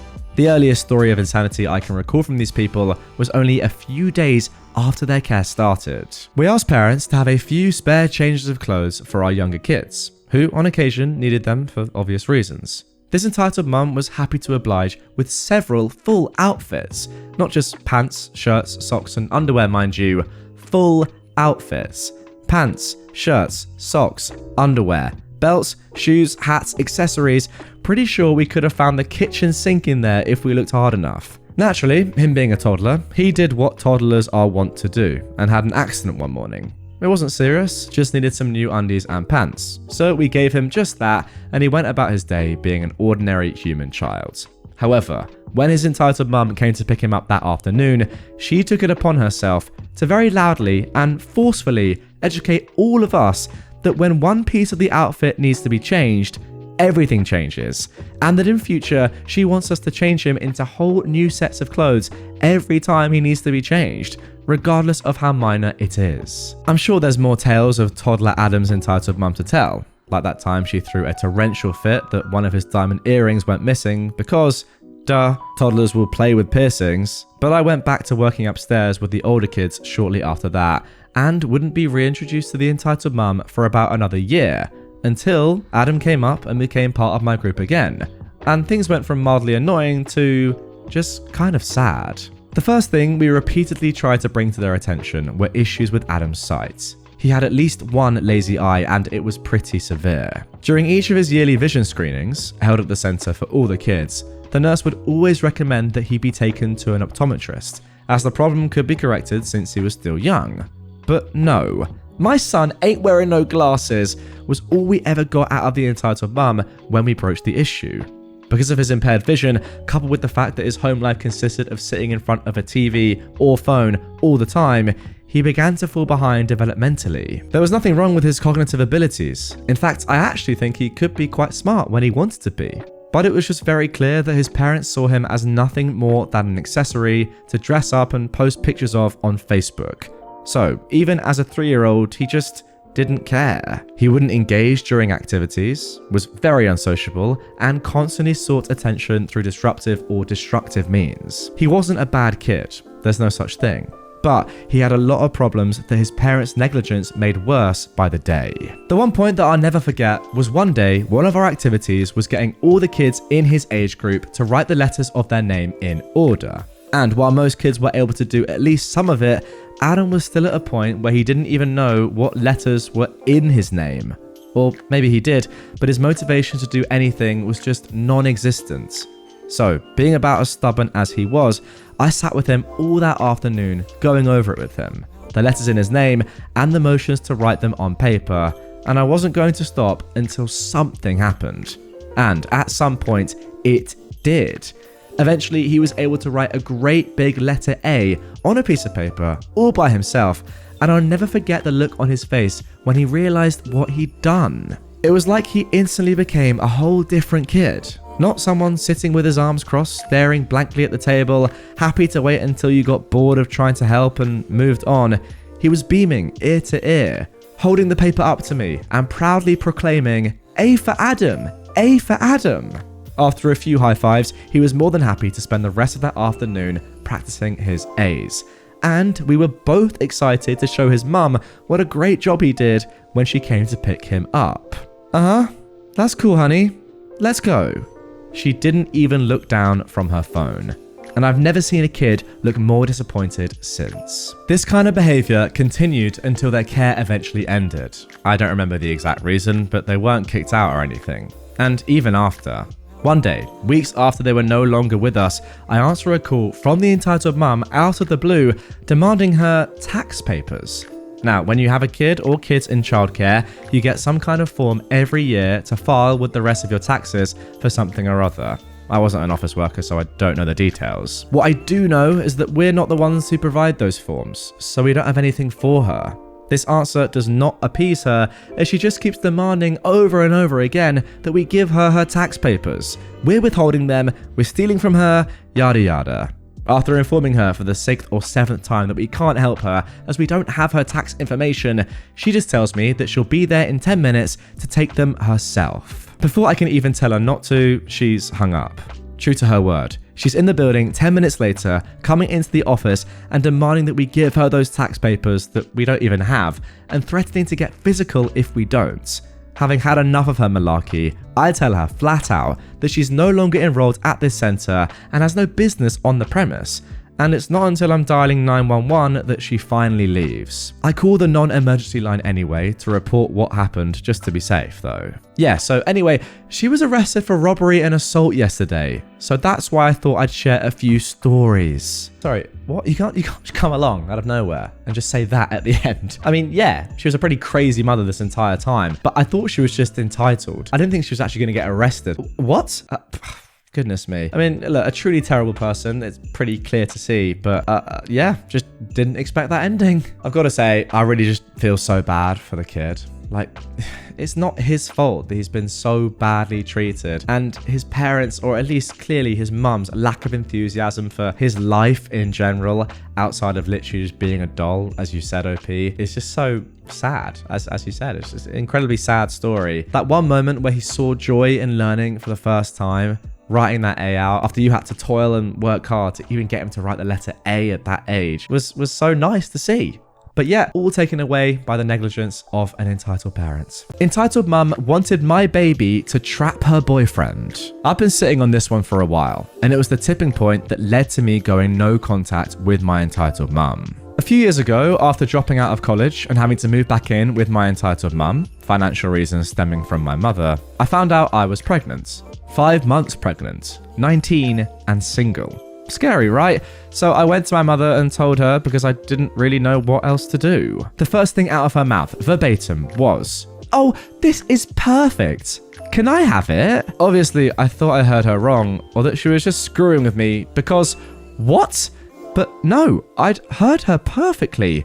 She went on about how she thought her new boyfriend was going to break up with her, and that since he was a widow, his wife and child had died in childbirth, he wouldn't leave her if she got pregnant. On the spot, she pitched this elaborately stupid plan of us hiding my pregnancy and then passing my baby off as her own, as if we didn't live in the same city as all our family. Basically, I told her she was crazy, and we went back and forth for a bit before she threw a full-blown tantrum, screaming about how ungrateful I was and why couldn't I just do this one thing for me. And she stormed off and locked herself in her room, where she promptly went on her phone and aired out my entire situation on Facebook. Well, within the hour, both sides of my family knew. My father, equally an entitled jerk but separated from my mother, showed up with his girlfriend at my door and informed me that they'd already set up an appointment for the following week with a local adoption agency, and that they knew I'd do the right thing, which I did by packing my stuff and couch hopping with friends for a bit until I got on my feet. This honestly wasn't the worst thing my entitled mum has ever done to me, but it was definitely the turning point to realizing I didn't want or trust her around myself or my child. Anyway, I haven't really talked to or seen either of my parents since, and now I have a charming 3-year-old boy and a lovely fiance, so life is much better. That is amazing to hear. Right, okay, fine. Is this the most stupid one so far? Oh, this is perfect. Can I have your baby? How about no, but for $1 million, yes. Now that didn't actually come into part of this story, but my question to you, OP, is for $1 million, would you have sold your baby? That has got to be tempting. I know I'd be tempted. In all seriousness, this is a weird story. I don't really know what your mum was actually thinking of this entire time. Do they want you to give your baby up so they could adopt it? I don't really understand what's going on. Like, both your parents are just mental. And overall, it's just great that you got out of there. As you can tell, I'm still quite confused. This honestly wasn't the worst thing my entitled mum has ever done to me. Right, so what's she done then? Apart from trying to steal your baby. Things are worse than that? I don't even want to know. I'm joking. I do. Make another post, please, OP. Let's carry on. My aunt stole my inheritance. Then karma struck, and her life fell apart. My aunt was one of 2 kids my grandparents had. My mother was the polar opposite to my aunt. She worked from the age of 12 in my grandfather's shop, never asked for anything, and eventually managed to start her own business. My aunt never held down a job until the age of 26. She was constantly stealing from her parents and was constantly in trouble. Despite this, my aunt was spoiled by my grandmother, and so were her kids. She had 3 kids from 3 different men, and her first husband was not one of them, if you know what I mean. It didn't matter what my aunt or her kids did, my grandmother would always jump to their defense. She never had time for my mum and her kids unless it was to get something from us. The only reason my mum would visit her was because she loved my grandfather. My grandfather passed away in 2004, and a few months after, my nan decided to write up a new will. My mother and my aunt were both present for it when she signed it, so they knew what was in it. It made it so that when she passed away, her home would be sold, and the money split 25% each to my mum and aunt, and the remaining 50% would go evenly to the grandkids. At the time, the home was worth more than £500,000, so it would be a nice little inheritance, but nothing life-changing. In 2010, my mum died after an accident and did not have a current will in place. As she no longer had her business and was renting a house, she didn't have anything of much monetary value. The only thing she was concerned about was what would be done at her funeral should she pass away. But she told me everything she wanted. The music, the flowers, the coffin colour, and even what people were to wear at the funeral. She wanted people to wear bright, warm colours. So when she passed, my aunt and nan took over all the arrangements and tried to undo all the things I told them. The songs were going to be songs I knew mum didn't like. The flowers were all the wrong colours, and they picked a hideous coffin. With the help of my siblings, we were able to change a few of the things back to what they were supposed to be. But the coffin couldn't be changed for some reason, and my nan refused to let people come dressed as clowns, so it was all black. It was frustrating. After the funeral, my nan had her will changed. My siblings and I were told by our aunt that she didn't have any involvement with the writing of the will, and our nan told us that she changed it so that mum's share would go to her kids instead. All good, we thought. After mum passed away, my nan just stopped talking about my mum. At first, we thought it was because she was still recovering from losing her daughter, but even 5 years after mum passed, she still wouldn't talk about her. Even if you brought up a story about my mum, Nan would very obviously try and change the subject, usually about how hard my aunt and her trashy kids had it. And if you went to talk about your own problems, she would somehow bring it back to my aunt. I suffered a mental breakdown after my mum's death, so you can imagine how much it hurt to hear, well, X has had it so much worse. In 2016, my nan passed away. She'd written down what she wanted to be done for her funeral, and it was basically all the same things that she'd picked out for my mum's funeral, even the music to be played. I don't know why she tried to have a dress rehearsal funeral using my mum as the stand-in, but it was obvious that that's what she was trying to do. So after a couple of months, our siblings and I were waiting to hear about the will reading, and my aunt kept telling me, "Oh, it will be another month before we can do the reading." I didn't mind. I wasn't fussed about the money, to be honest. But my oldest brother was hoping to use the money to pay for a honeymoon for him and his then fiancée, and my younger brother was about to start uni, so it would have been one heck of a help.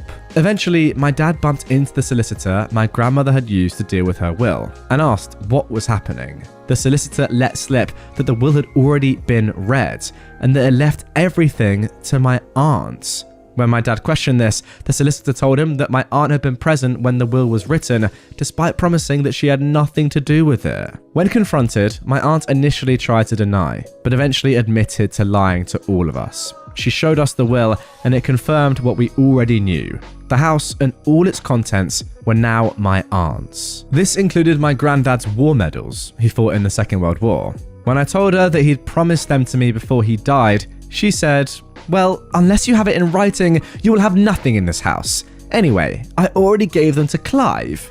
My heart sank. Clive, not his real name obviously, was her eldest son, and the dictionary definition of a screw-up. He'd been in and out of prison for stealing and dealing drugs. I knew that the moment that idiot got his hands on my granddad's medals, they would have been sold off. We looked into taking her to court over the will, but everyone we spoke to said that we probably wouldn't get anything out of it. She immediately put the house up for sale at close to £750,000. She'd angered too many people in our town, so she was going to sell the house and move closer to her daughter, who lives in a big city. An offer was made on the house, and she put down a deposit on a house near the big city, and I thought that was that. Here's where karma comes into play. The people who wanted my nan's house had a survey done on the house to see if there were issues. And oh boy, there were. It turns out that the land the house was built on was way too soft for the type of house it was, and it was sinking. It sunk about 2 centimeters in the 40+ years my nan and granddad had lived there, but the sinking was accelerating to 1 centimeter per year. This meant that within the next 3 years, the house would need some serious work or be knocked down.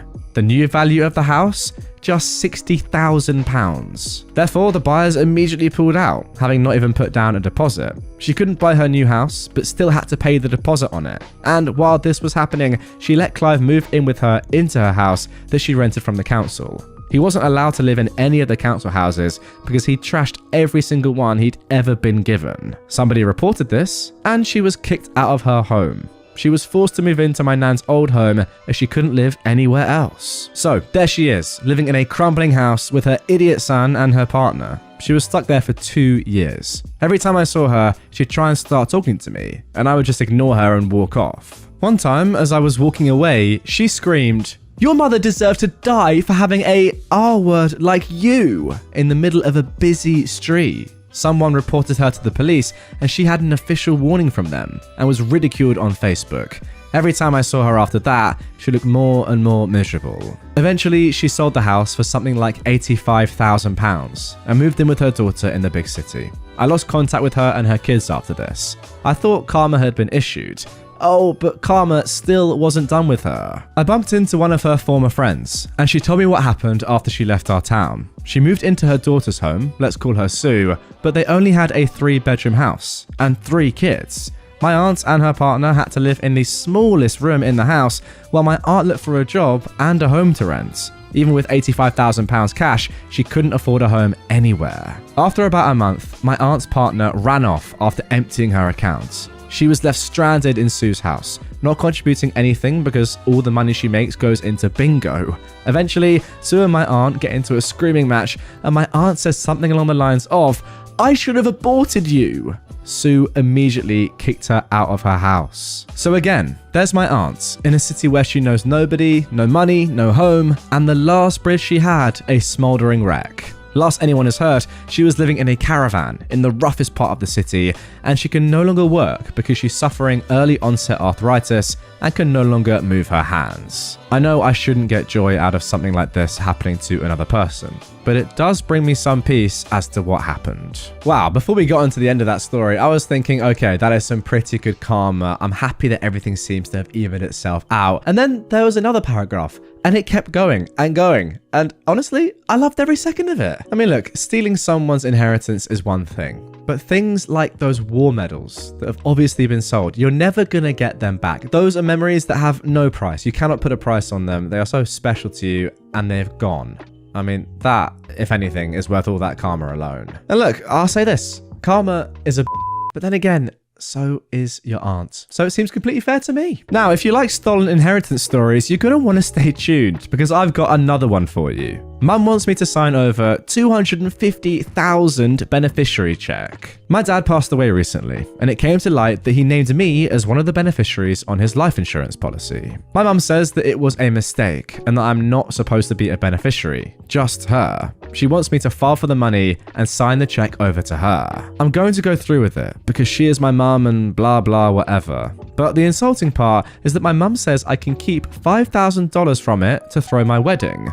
I only have $2,000 from my own money because my partner and I are kinda broke. Is she being entitled? Or am I? Or both of us? Okay, wow, this is one of the craziest posts I've ever read. OP couldn't possibly be less understanding of the situation. I don't want to be harsh, but that is the truth. But thankfully, there is an update which we're going to get straight into, and hopefully some sense has come into OP's head, or at least someone has told them what they really should be doing here. Oh boy, well, some updates are due. First of all, thank you all for your concern and comments in my first post. It was helpful to hear your perspective on the money, and it definitely changed my view of the whole situation. To recap quickly, my dad passed away and he named me as a beneficiary on his life insurance policy. My mum said it was a mistake and that I'm not supposed to be a beneficiary, just her. So she wants me and my brother to file for the money and then sign the check over to her. Now on the policy, my mum is named at 34% and my brother and I are named at 33%, and my younger sister is not named. It turns out that the policy was not made before my sister was born, which adds to the murkiness and confusion surrounding why my sister is not included.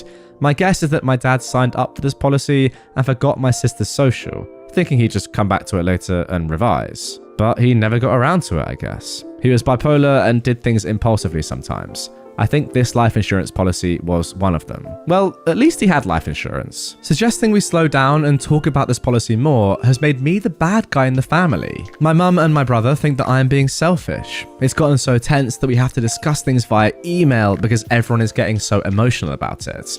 My mum continues to insist that he made a mistake. She writes, "When Dad took out this policy, his intention was for me, my mum, to have money to pay off the house, which is already paid off by the way, and have financial means to take care of the family. Dad would never ever intentionally exclude his youngest daughter from this scenario if his intentions were to split things between the family. I believe he completed the paperwork incorrectly because he didn't understand how to write the policy to support his intentions." I responded with a proposal. The three of us split the cost of my dad's medical bills for the past 2 years, of his illness, hospice care costs, and the funeral. After that is settled, my brother and I split our portions into 3 so that my sister gets a share. She does not like this proposal and passive-aggressively told me to not bother paying her back for the medical and funeral costs. I also get the sense that she is trying to guilt-trip me because she keeps saying that she can't afford to screen in her porch. I'm sure there'll be more updates. This feels long from over. Okay then, just as I was going to say with the first one really, I feel like with this story, you need to just get a lawyer involved. You need someone in the mixer who knows exactly what is going on and exactly what you can and can't do to stop your mum from getting away with this. I am glad though that my fears after the first post before this update are not going to come to fruition. I was very worried there that you were just going to sign over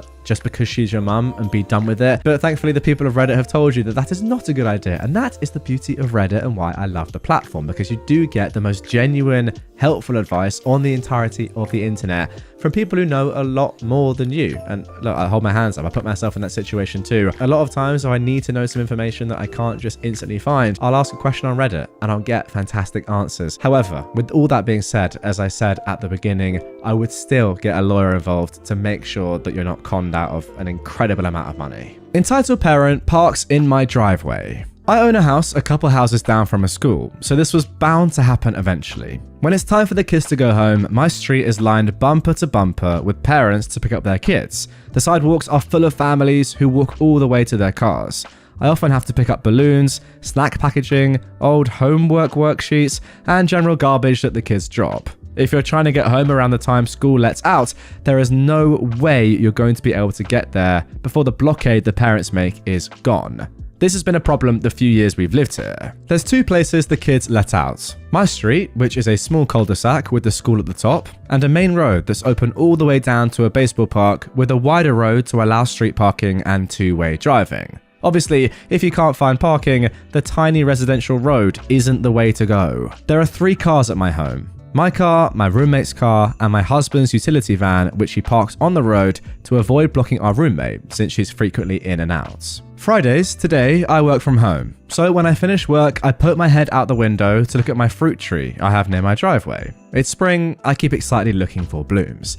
And I notice a big white Buick SUV in the middle of my driveway, blocking both spots for my car, which my husband was using since I was home, and my roommate's spots. Honestly, why would you park in someone's driveway? So, on top of these entitled parents blocking up our small residential road, this person decided to take up a private residence's driveway. I got on the phone with the non-emergency police line and took pictures of the vehicle and plates. Then I got my husband's keys and backed his vehicle up to block the SUV into my driveway, and I waited. 50 minutes later, the mum, bug-eye sunglasses, big old diamonds on her jewelry, and wearing athleisure, and she comes around to hop in the driver's seat and smiles and waves at me, sitting on my steps. Honestly, she probably thought I was the homeowner's kid or something, as I'm in my early 20s, atypical for a homeowner. "Hi, hope you don't mind," she said. "You're trespassing. Why would you park in a private driveway?" "Sorry, I won't do it again. We were just leaving." She was being really dismissive and avoiding eye contact, despite taking the sunglasses off. "I don't care. You have no right to park on my property. I'm on the phone with the police." "It was just for a second. I was just picking up my daughter." "It doesn't matter. You don't live here. You don't park here." At this point, I realize the non-emergency police aren't going to pick up, so I hang up and decide to screw with her a bit. She got in her SUV and dismissively waved at me, so I got in my vehicle that was blocking her in and waited, pretending to still be on the phone. She starts trying to back out of my driveway because there was a little bit of a gap between my utility van and my neighbor's car, but it was definitely too small for this Buick. I'd like to point out that this vehicle has a scuffed front bumper, so I had a feeling she has no spatial awareness outside of her backup camera. Every time she backed up, I honked, still pretending to be on the phone. She tried again, I honked again. She looked at my grass, and I was about to start recording her in case she tried to go through my front yard, and I honked again. If she kept trying to back out and hit my big utility van, she would certainly lose. She then gets out of her SUV and comes up to my van, recognizing that she can't do anything without making it far worse for herself. Her face was visibly patchy from the distress, and she asked again, "Are you really calling the police?" "Yes, you're illegally parked on my private property. That is illegal. I don't care if it's for 5 seconds.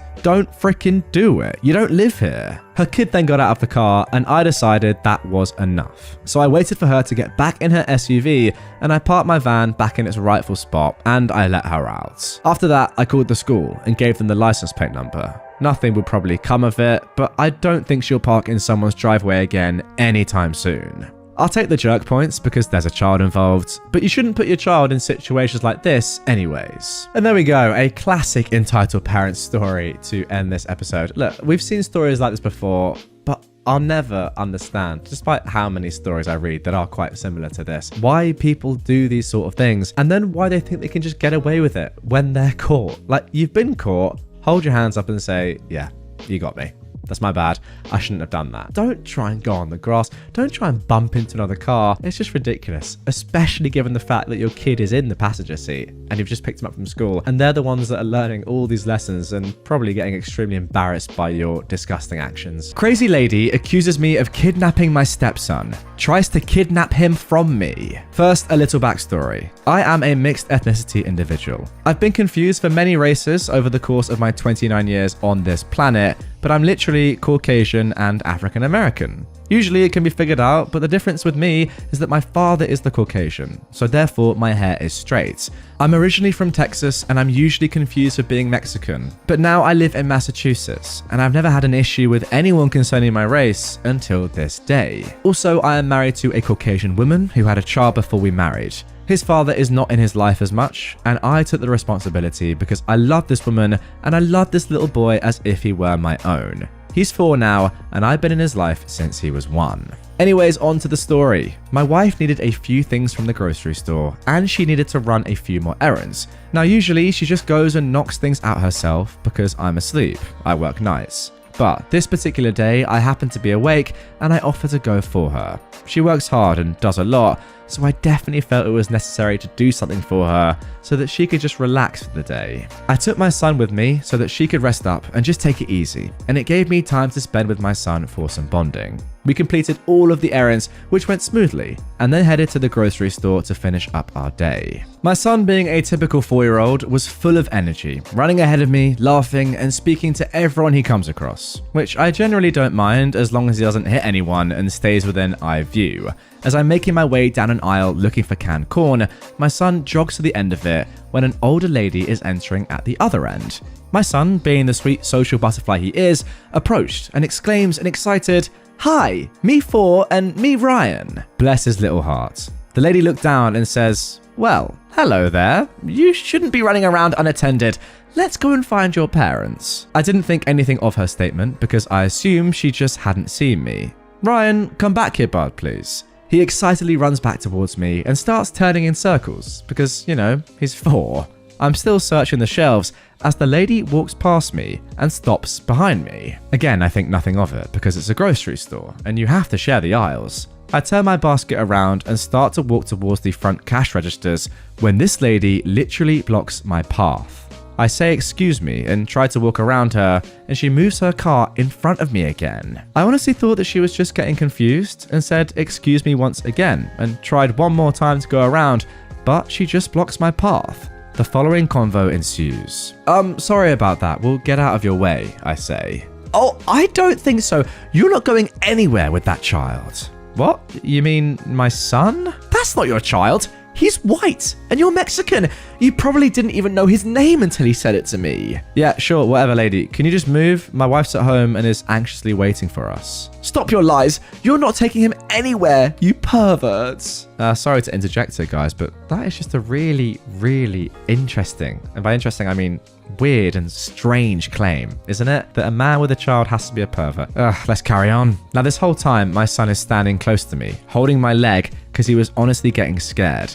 I was getting angry as I hadn't had much sleep, and I have a short fuse anyway. Thanks, Dad. As you can see, he's standing close to me because he trusts me, and you're scaring him. So how about you buzz off? No, he's scared because of you. He just doesn't know how to express it yet. She looks at my son. Come on now, sweetie. I'm here to rescue you. Come with me. Thankfully, my son was able to communicate to her that he wasn't going anywhere with her, but she was having none of it. She literally grabbed my son and began to run.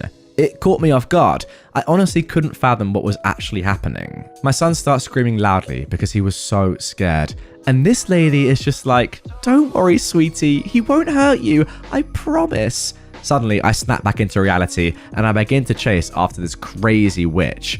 While running through the store, I yell for people to stop her and that she is literally kidnapping my son.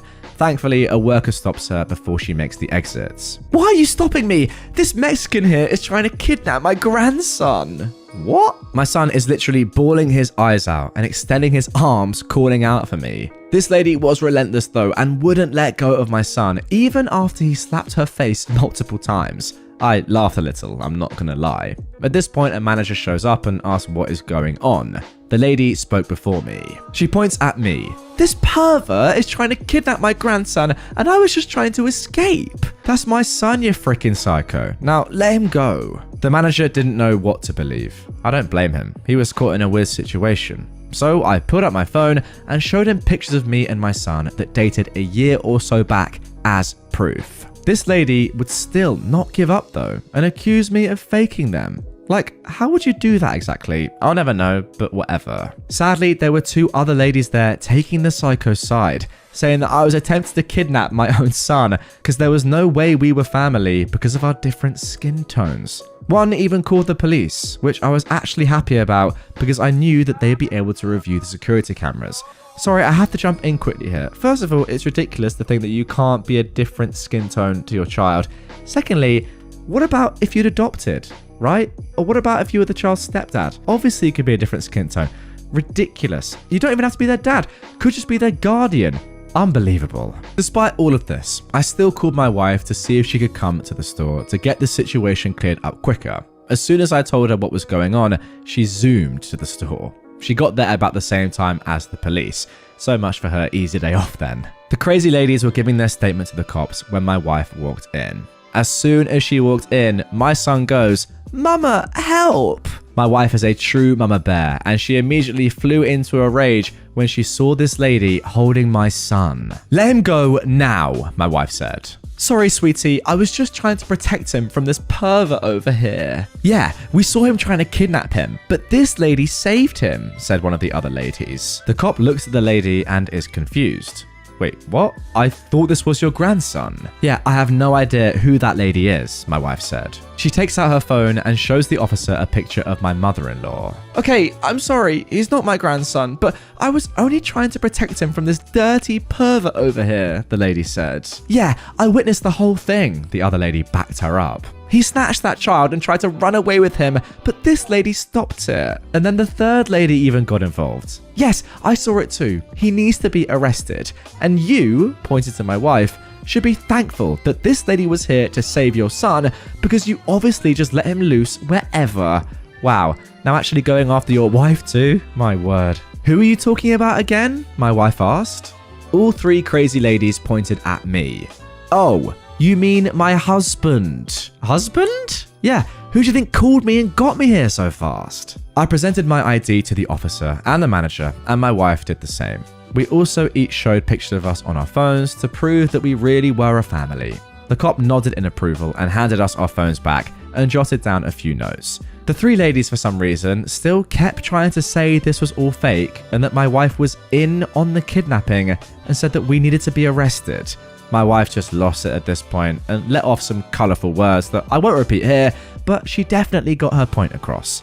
Then the nail in the coffin came for the psycho trio. The officer turned to the manager and asked, "Sir, do the cameras work here?" "Yes, we have them inside and out." "Okay, great. Let's go review." The three ladies' faces went pale, like ghostly pale. The officer reviewed the outside camera as I pulled into the parking lot and saw me take my son out of my car. And then as I went up and down the aisles, and most importantly, the instant the woman snatched my son and began to run. Upon his return, he asks, "Would you like to press charges?" "Yes, I would," said the lady. "Why would I be asking you that question? Shut your mouth and sit down." He turns to me and repeats the question. "Absolutely," I say. Lady 1 was charged with attempted kidnapping, false imprisonment, providing a false police report, and child endangerment. The two others were also charged with providing a false police report as well. To make matters worse for the lady, my son bruises easily, and she left some terrible spots on him from where she was grasping him. But he's fine. This added a charge of child abuse to her rap sheet. I've caught later this year, but I'm not sure when it will be because of COVID. Guys, this story is from 3 years ago. The officer will be following up with me in a few weeks. And there we go. That concludes that unbelievably strange story. My one question throughout all of that, and it was whilst I was reading it, was just what are these women's intentions here? Maybe the two hanger-ons knew the first lady or saw what was going on but didn't see it from the off and were trying to take her side and back her up because they genuinely thought that what she said had happened had actually happened. But for the lady herself, what is she doing?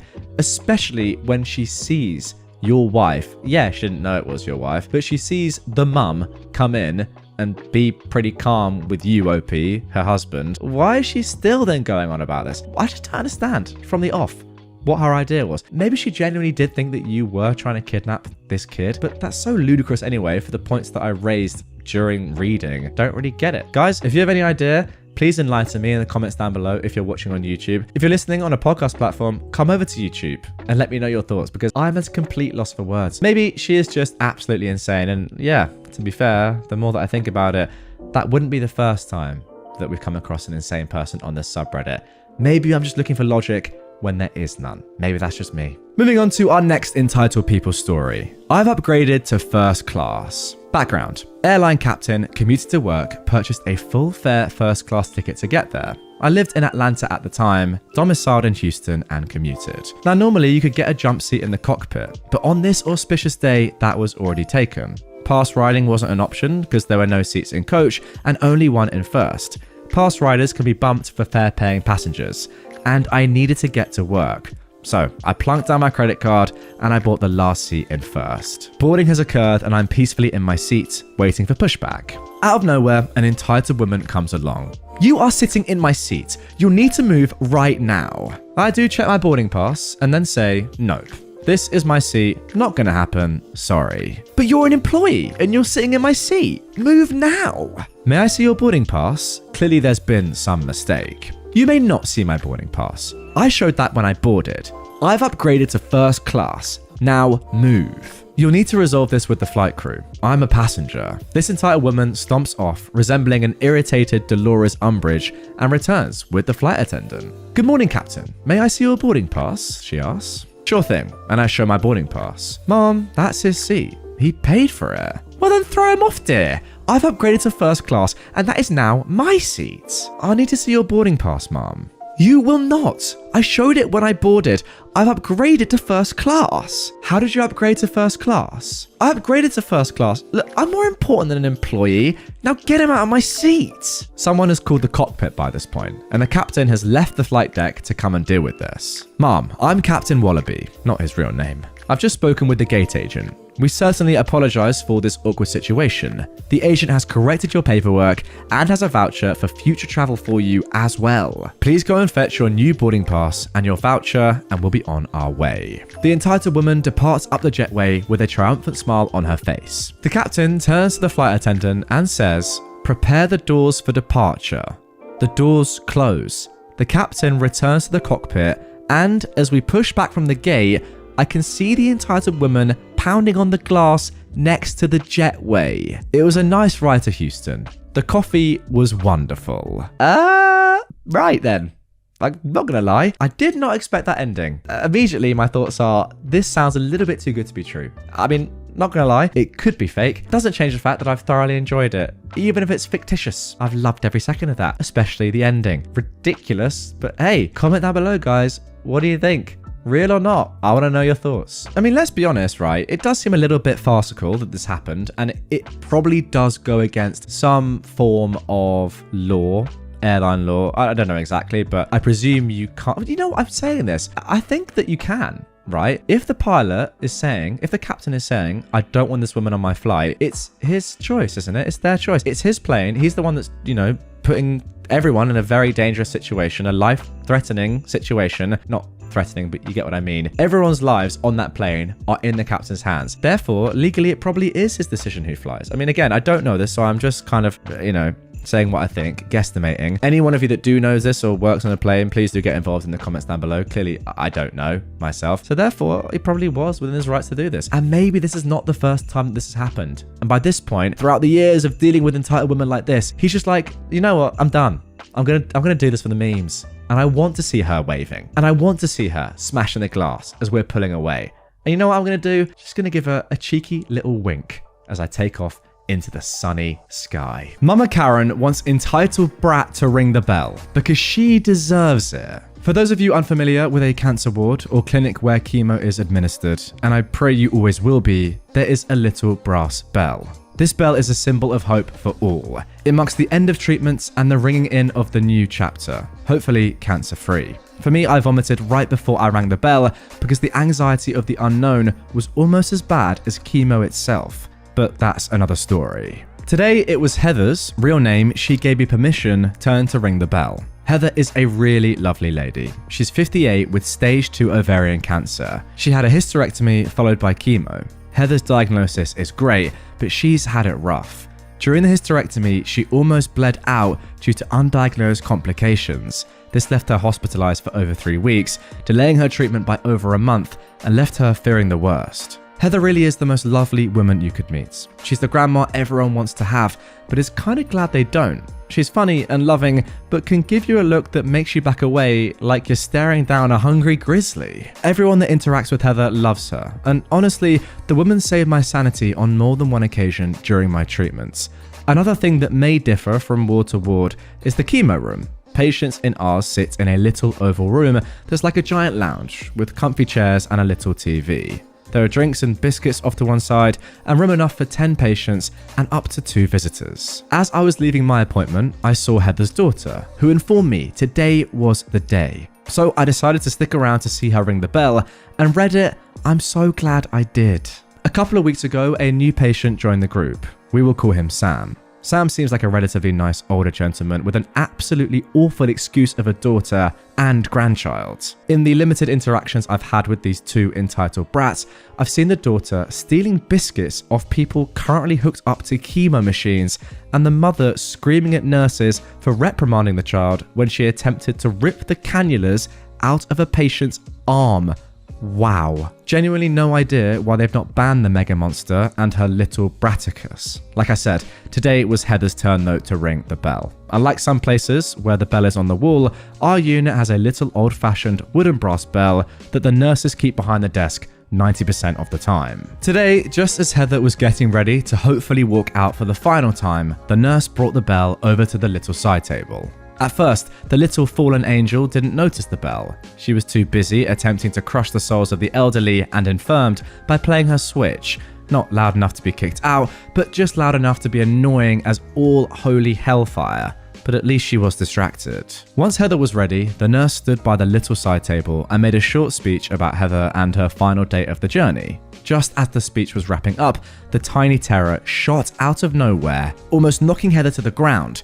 She reached up and grabbed the bell. Now Heather, being the no-nonsense, badass granny she is, took the bell out of baby Beelzebub's hands and firmly but gently said, "No honey, that isn't for you, it's not a toy." My god, did that unleash some kind of mythological demon, because the screech that child released at being told no was loud enough to shatter glass. She lunged at Heather, trying to grab the bell from her hand. while mother thinks she's superior, stood up screaming. "You can't do that. She's an innocent child. What kind of disgusting woman takes a toy from an innocent child? You're a B word, C word, W word, etc. Give her back the bell. You don't need it. She deserves it more." It was a lot. It wasn't even a conversation. I'm pretty sure she just growled it all in one breath. The harpy screeches went on for about 30 seconds of just incomprehensible nonsense. Bertha Big Mac waddled her way over to Heather to take the bell from her, but Heather just did not have time for her shiz. Heather's got a bell to ring and a life to live. So as the rampaging rhino gets up to Heather, Heather goes heathen on her. She looks this entitled mama dead in the eye and says, "Your father must have been," insert the name of a certain World War II German political leader, "in a past life, to be lumped with such a sorry excuse for a daughter." Well, this took everyone by surprise, as there was a brief pause before Heather unleashed everything she'd been dying to say to this Cerberus. Do you have any idea how exhausting it is to finish a round of treatment with you and your obnoxious brat around, making everyone's lives miserable? I know God's testing us, but my God, we already have cancer. Now he's saddling us with you too? You're disgusting. You're entitled, you're selfish, you're poorly behaved, and your child is just as awful as you are. And I hate saying that about an innocent child, but my God, she's awful. I've never hated a child until I met yours, but she's really, really awful. She's not been kicked out of school. Did I mention the kid is 10 years old? Because the teachers are targeting her. She's been kicked out of school because she's an entitled bully, just like her entitled mother.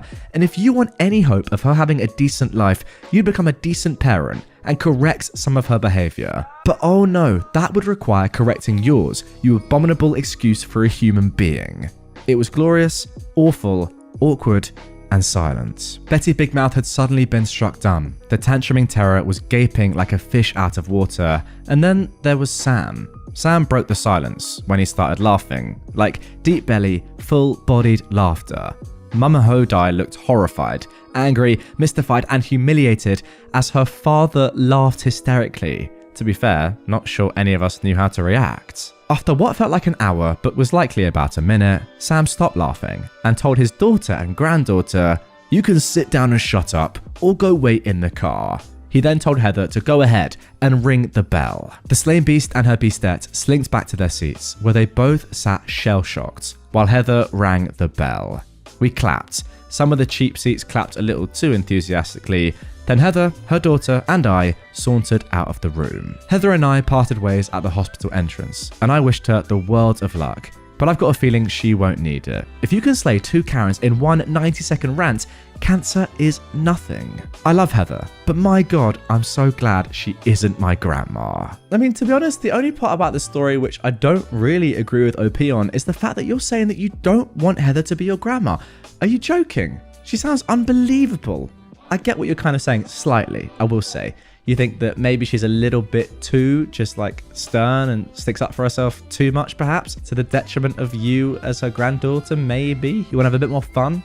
I don't know. I'm trying to give you the benefit of the doubt here. To be honest, she just sounds badass, as you said. Now, as for these entitled people, the fact that their own granddad, is laughing at them for a full minute is just mental. I've said it before and I'll say it again. I do not understand how one family can contain 2 sets of people that are just so different. You got Sam, absolute legend, who just laughs at his own entitled family members. Then you got, as you said, the beast and the beastettes. They were just disgusting individuals. I don't get it. I mean, seriously, ringing that bell after being told you are now cancer-free must be one of the most amazing moments in someone's life. And you're trying to take that away from them. It's nuts. But hey, fair play to Heather, not just for beating cancer, but for also beating entitled people. They called me a baby factory, so now they'll never see me again. I want to say first, I had a difficult childhood, but not because of them. I was a happy kid who had friends and was kinda adjusted, but we were poor. We jumped across the US about twice, and my siblings and father were all disabled in different ways. My youngest sibling and dad were hard of hearing, and my youngest sister had brain and back injuries due to Chiari malformation. Look it up, it's actually a very interesting disease. It's a condition where the lower part of the brain pushes down into the spinal canal. Well, I must say, that sounds truly terrible. But when things started really changing was when I was in high school, around my junior year of school. I met a dude and we were best friends, then we dated.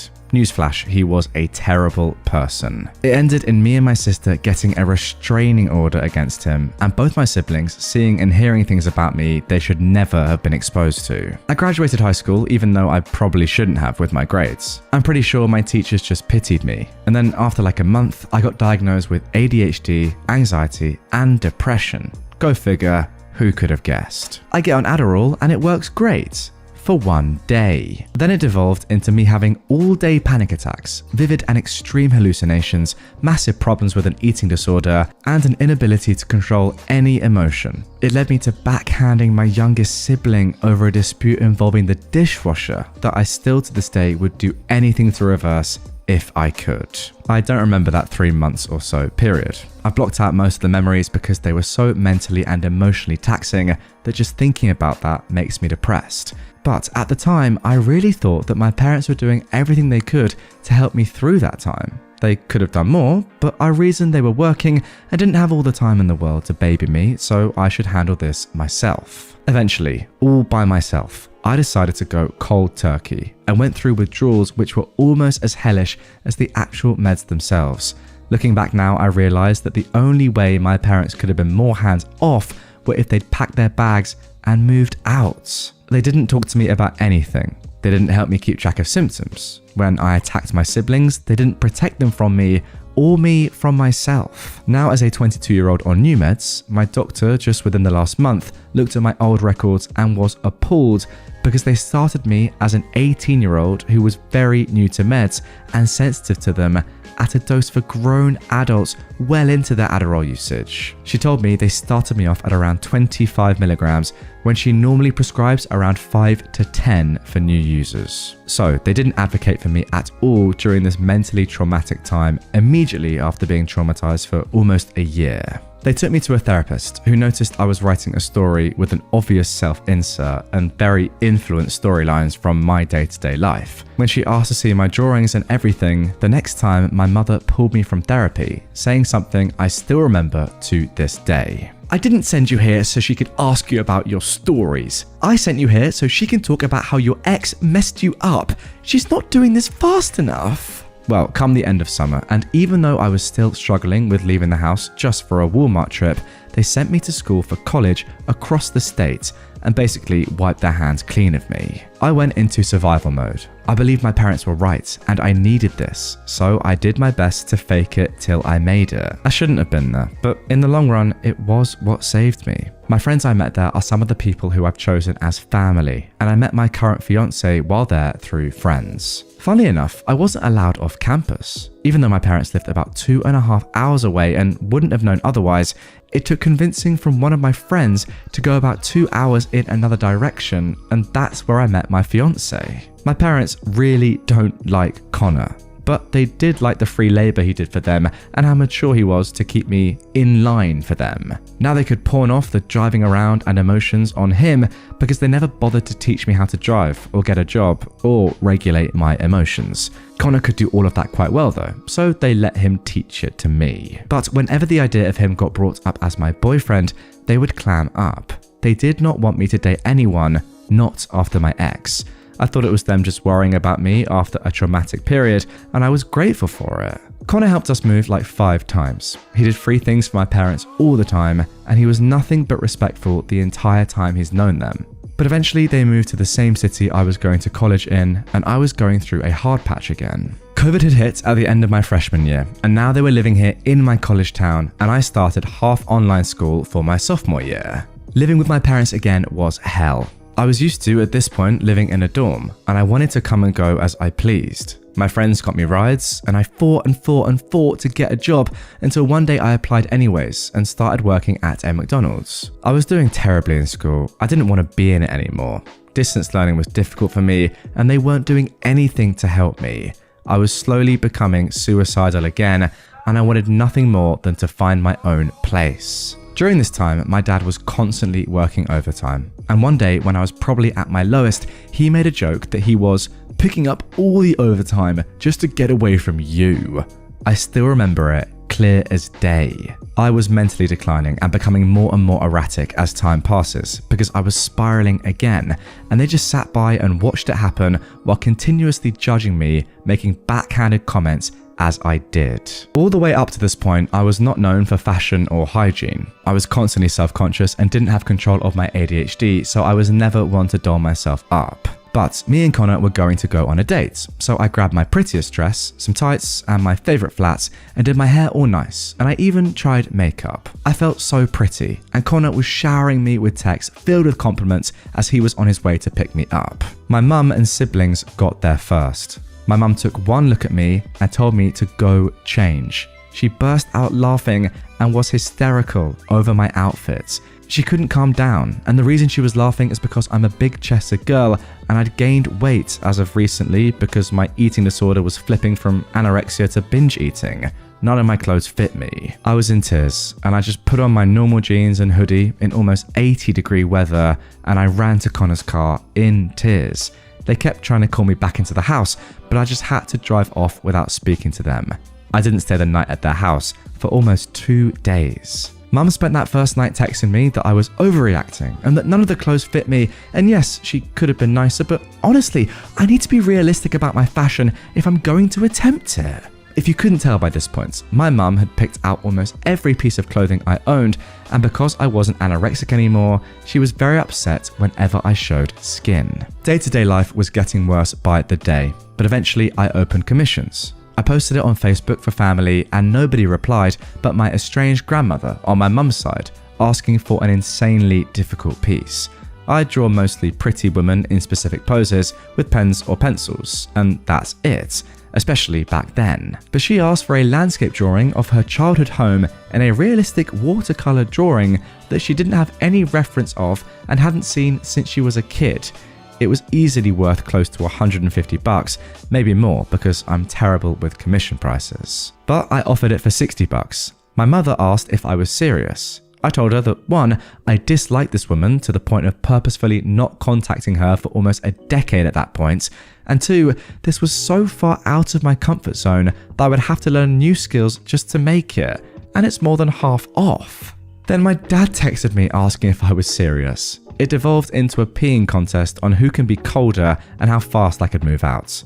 I wasn't pleasant, I'll be the first to admit that. I was mentally unstable and lashing out at everyone, but I was also still a child recovering from the toll of drugs that I was overprescribed and their emotional indifference during a freaking pandemic. I emergency moved in with my fiance, then boyfriend, and our friend who introduced us, and I didn't speak to them for a week.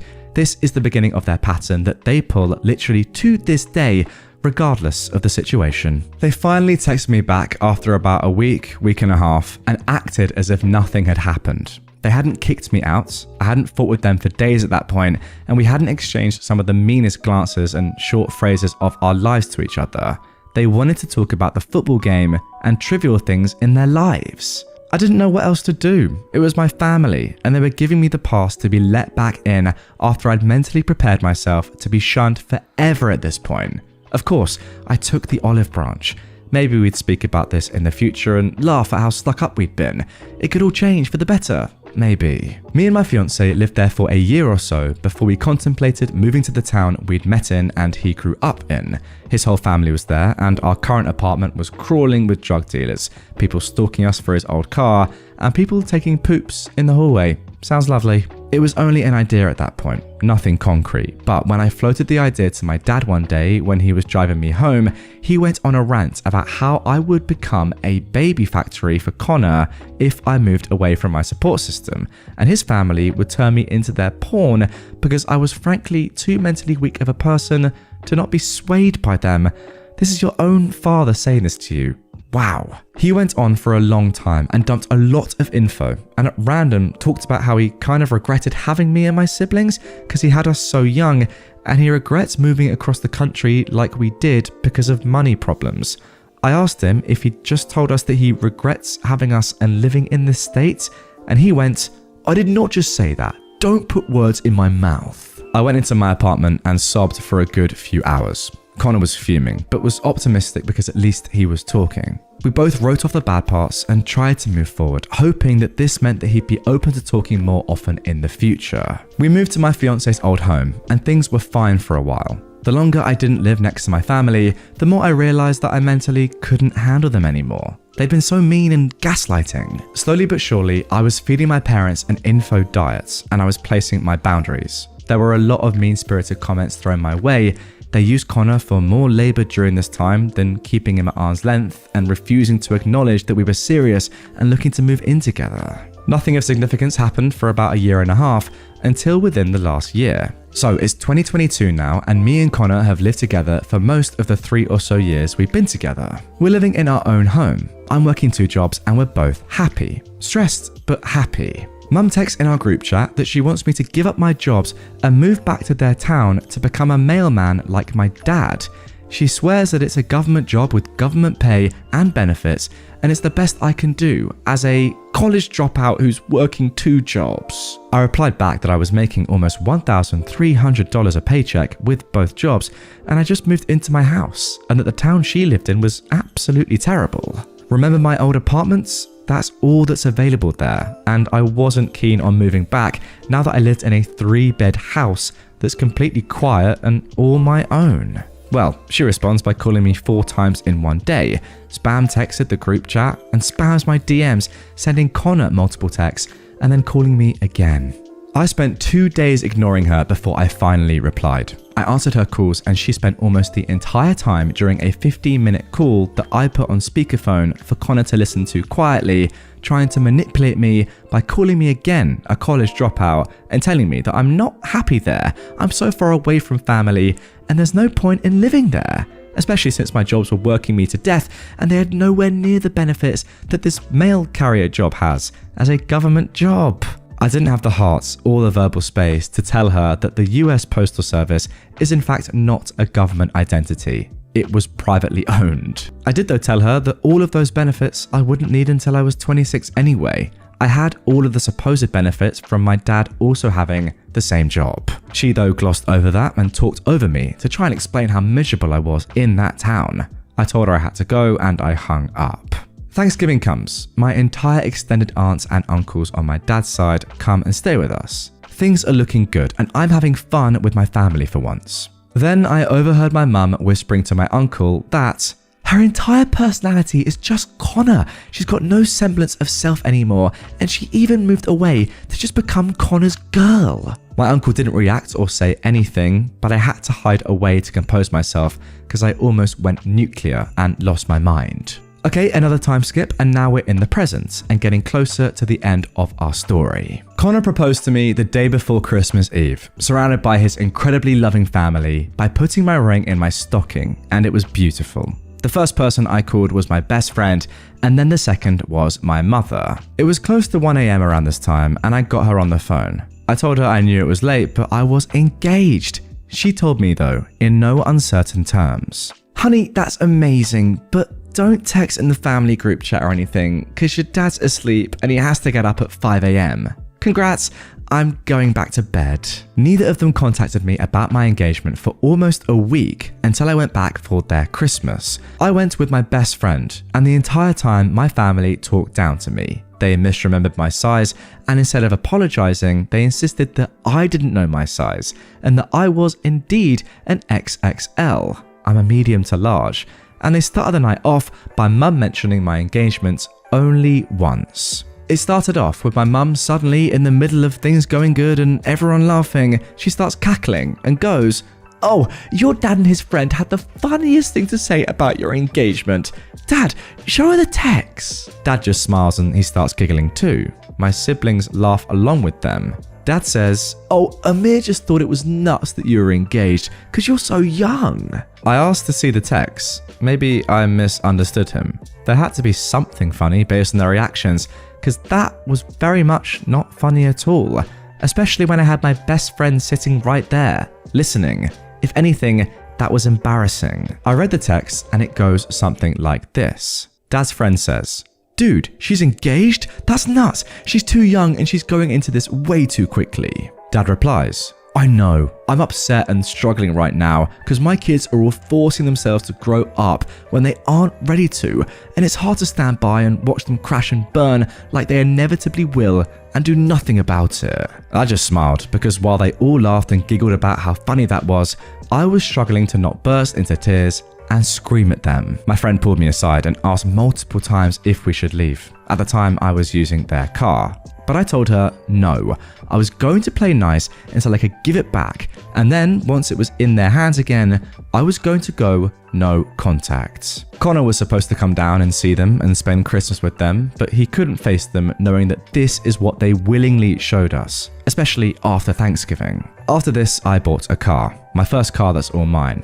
and I got their car back to them just last week. I'm putting my life together. I'm learning how to do the beginning of adult things well past when I should have. I learned to drive, pay bills, budget and spend, and how to exist, all from my fiance. I had to forcibly teach myself how to manage my own mental health with the help of my fiance and friends. I'm done making up excuses as to why I need them in my life. I don't want to deal with the body shaming, the classist behavior, the looking down on Connor for no reason. I can't handle it anymore. I called my uncle, the one from Thanksgiving, and explained to him my decisions, and he immediately told me he supports me and that my parents don't know how to treat us like adults, that I'm not a screw-up, and that was the first time in my life that I realized my parents had conditioned me into thinking I was in fact a screw-up. So, mum or dad, or anyone in the family, if you find this, these are the reasons why I blocked everyone's numbers and deleted Messenger. Why me and Connor have our statements and info ready for you when you send a welfare check to tell them to leave us alone. I'm going to get married and you won't be there. I won't let you be there. If I have a child, you won't see them. I don't care how much you cry and make me feel like I did something wrong. I am not a bad person for being screwed up, and the things you hold over my head were things I did as a drugged up child, a child that you should have protected and should have protected my siblings from. Screw you and screw all of your attempts at communication that you never did but say you have. Thank you to anyone who read this. I really just needed to yell. When they eventually find out that I cut them off because I gave them no warning beforehand, I just dipped after the car was no longer in my hands, they're gonna freak out. If anything memorable happens, I'll make an update. But probably not. Well guys, good news, there is I say good news, sorry, I've got to stop myself there. Is it good news? I'm pretty much saying there is an update, and we're going to get straight into it after I give my immediate comments on what I've just read, which was absolutely bamboozling. But hey, listen, if you're on YouTube, comment down below. Is it good news there's an update for us? I mean, is that a bit weird? Almost predatory? Kind of preying on someone's downfall, on OP's mishaps and their horrible family coming back into their life, so we get an extended episode and more of a story? I'm not sure where I stand on it. But anyway, we're going to get into the update in just a second. However, I need to just talk about that story for just a hot minute because I can't believe the level of, I don't even know the word to use there because there are so many potential words. We can go with entitled, but that just seems far too basic. I think just malicious, manipulative, downright awful, 100% narcissistic heathens. That is just a few words I would use to describe your horrible parents. What an absolute disgrace they are. Now, what I will say, and obviously I'm saying this before we get into the update, it looks as if you have, by this point in your life, pretty much gotten rid of them. You say right at the end there that they're not even going to know what's hit them, and you have pretty much sacked them off. They're not going to go to your wedding, not going to meet your child, and that is amazing. The best revenge is a life well lived. And look, you just know for sure that if they see you, you know what, it doesn't even matter. I was going to say, you know, they're going to be jealous and they're going to be like, oh, we made such a mistake. But ultimately, you're not even going to care about that because you're going to be doing your own thing and forgetting about how toxic those people are. And it sounds like you're on the path of that, which is truly amazing. However, as I said, there is an update and I really hope that things continue on in a good vein. I haven't read ahead, so I don't know what's going to happen here. I'm pretty nervous, to be honest. I hope it's good. Anyway, here is that update. Let's get into it. Hi again, everyone. It's been about a month since my 2 a.m. pity party. I want to say thank you for the overwhelming support that I received on my other post. Especially the person who mentioned that my parents were fine with abusing me, but not my siblings since they were physically unwell rather than mentally unwell like me. That one hit home probably harder than any other comment. I didn't think of it that way, but honestly, it was something someone probably should have said. I'd like to apologize for how rambly and long the last post was. I was in the middle of a panic attack and I've been ignoring calls and texts from them for days. I felt like a horrible person and was gaslighting myself into almost going into contact with them again. Oh my gosh, OP, that's awful. The post was more for myself to understand and write out all the mean things they've done so that I could look back and be like, wow, they really reduced me to that. Ha. But for the actual update, I returned their car to them and after that, I vanished. I blocked all of my family's phone numbers, but left my siblings unblocked and open on all social media. I didn't want their numbers to be used to contact me unless it was actually them. Their numbers have since been unblocked. My parents didn't really notice at first. I got a text from mum saying that she was trying as hard as she could. I was just pulling away and she doesn't know why. I might post some of the screenshots of my conversations with them sometime in the future so you can all marvel at how self-centered they are. It was mostly mum for a bit, nothing really from dad. Then one day she texted that she was going to give me space because I wasn't talking to them for some reason, and she ceased all contact after that. It was quiet for about a week. Then dad started calling me. My phone shows me the caller ID and the time they called, but blocks the call itself. So I got to see almost every morning for about a week or so that I had a missed call from him. Then he started texting me and he tried to use the age-old tactic of intimidation to get me to talk to him. It was mostly just, you better answer the phone right now. Then he'd call a bunch, but he finally sent a text about a week ago being cryptic about how I wouldn't know about stuff till after it happened, and if I was going to act like a child, these were the consequences. I kind of just rolled my eyes and didn't respond. It turns out after skimming the family group chat, he's been diagnosed with pretty bad carpal tunnel syndrome in both of his hands and a severe lower back injury they've yet to figure out. He also suffers from a myriad of other illnesses right now, but he still forces himself to work 60 plus hours a week as a postal carrier, so I don't know what he expects. To be honest, this might make me a bad person, but I didn't really care. If it had been about my siblings, I would have probably jumped on the phone and been freaking out. But I don't really hold any feelings besides resentment, confusion, and anger with my parents, so this news didn't really faze me. I don't blame you. In better news, Connor has received a few raises due to county regulations being changed, and I now also have a job with the county. I'll be moving on to my own insurance and finally moving onto it without worrying about contact. I also learned right about that time that my parents had taken out 5 different loans in my name to pay for college, all varying up to about $12,000. They did not explain this with me at all and had apparently been paying them all for the last 3 years. So I have credit, I guess, when I thought I didn't. So yippee! I have to figure out a way to transfer it into my name and figure out the logistics, but yeah, that's a thing now. My siblings haven't contacted me. The middle one is incredibly angry with my behavior and wants me to contact my mum at least. I've just avoided the topic with her. My other sibling, I can't honestly tell you how they feel, but they apparently plan to move to a big city about 4 hours away for college in the coming years.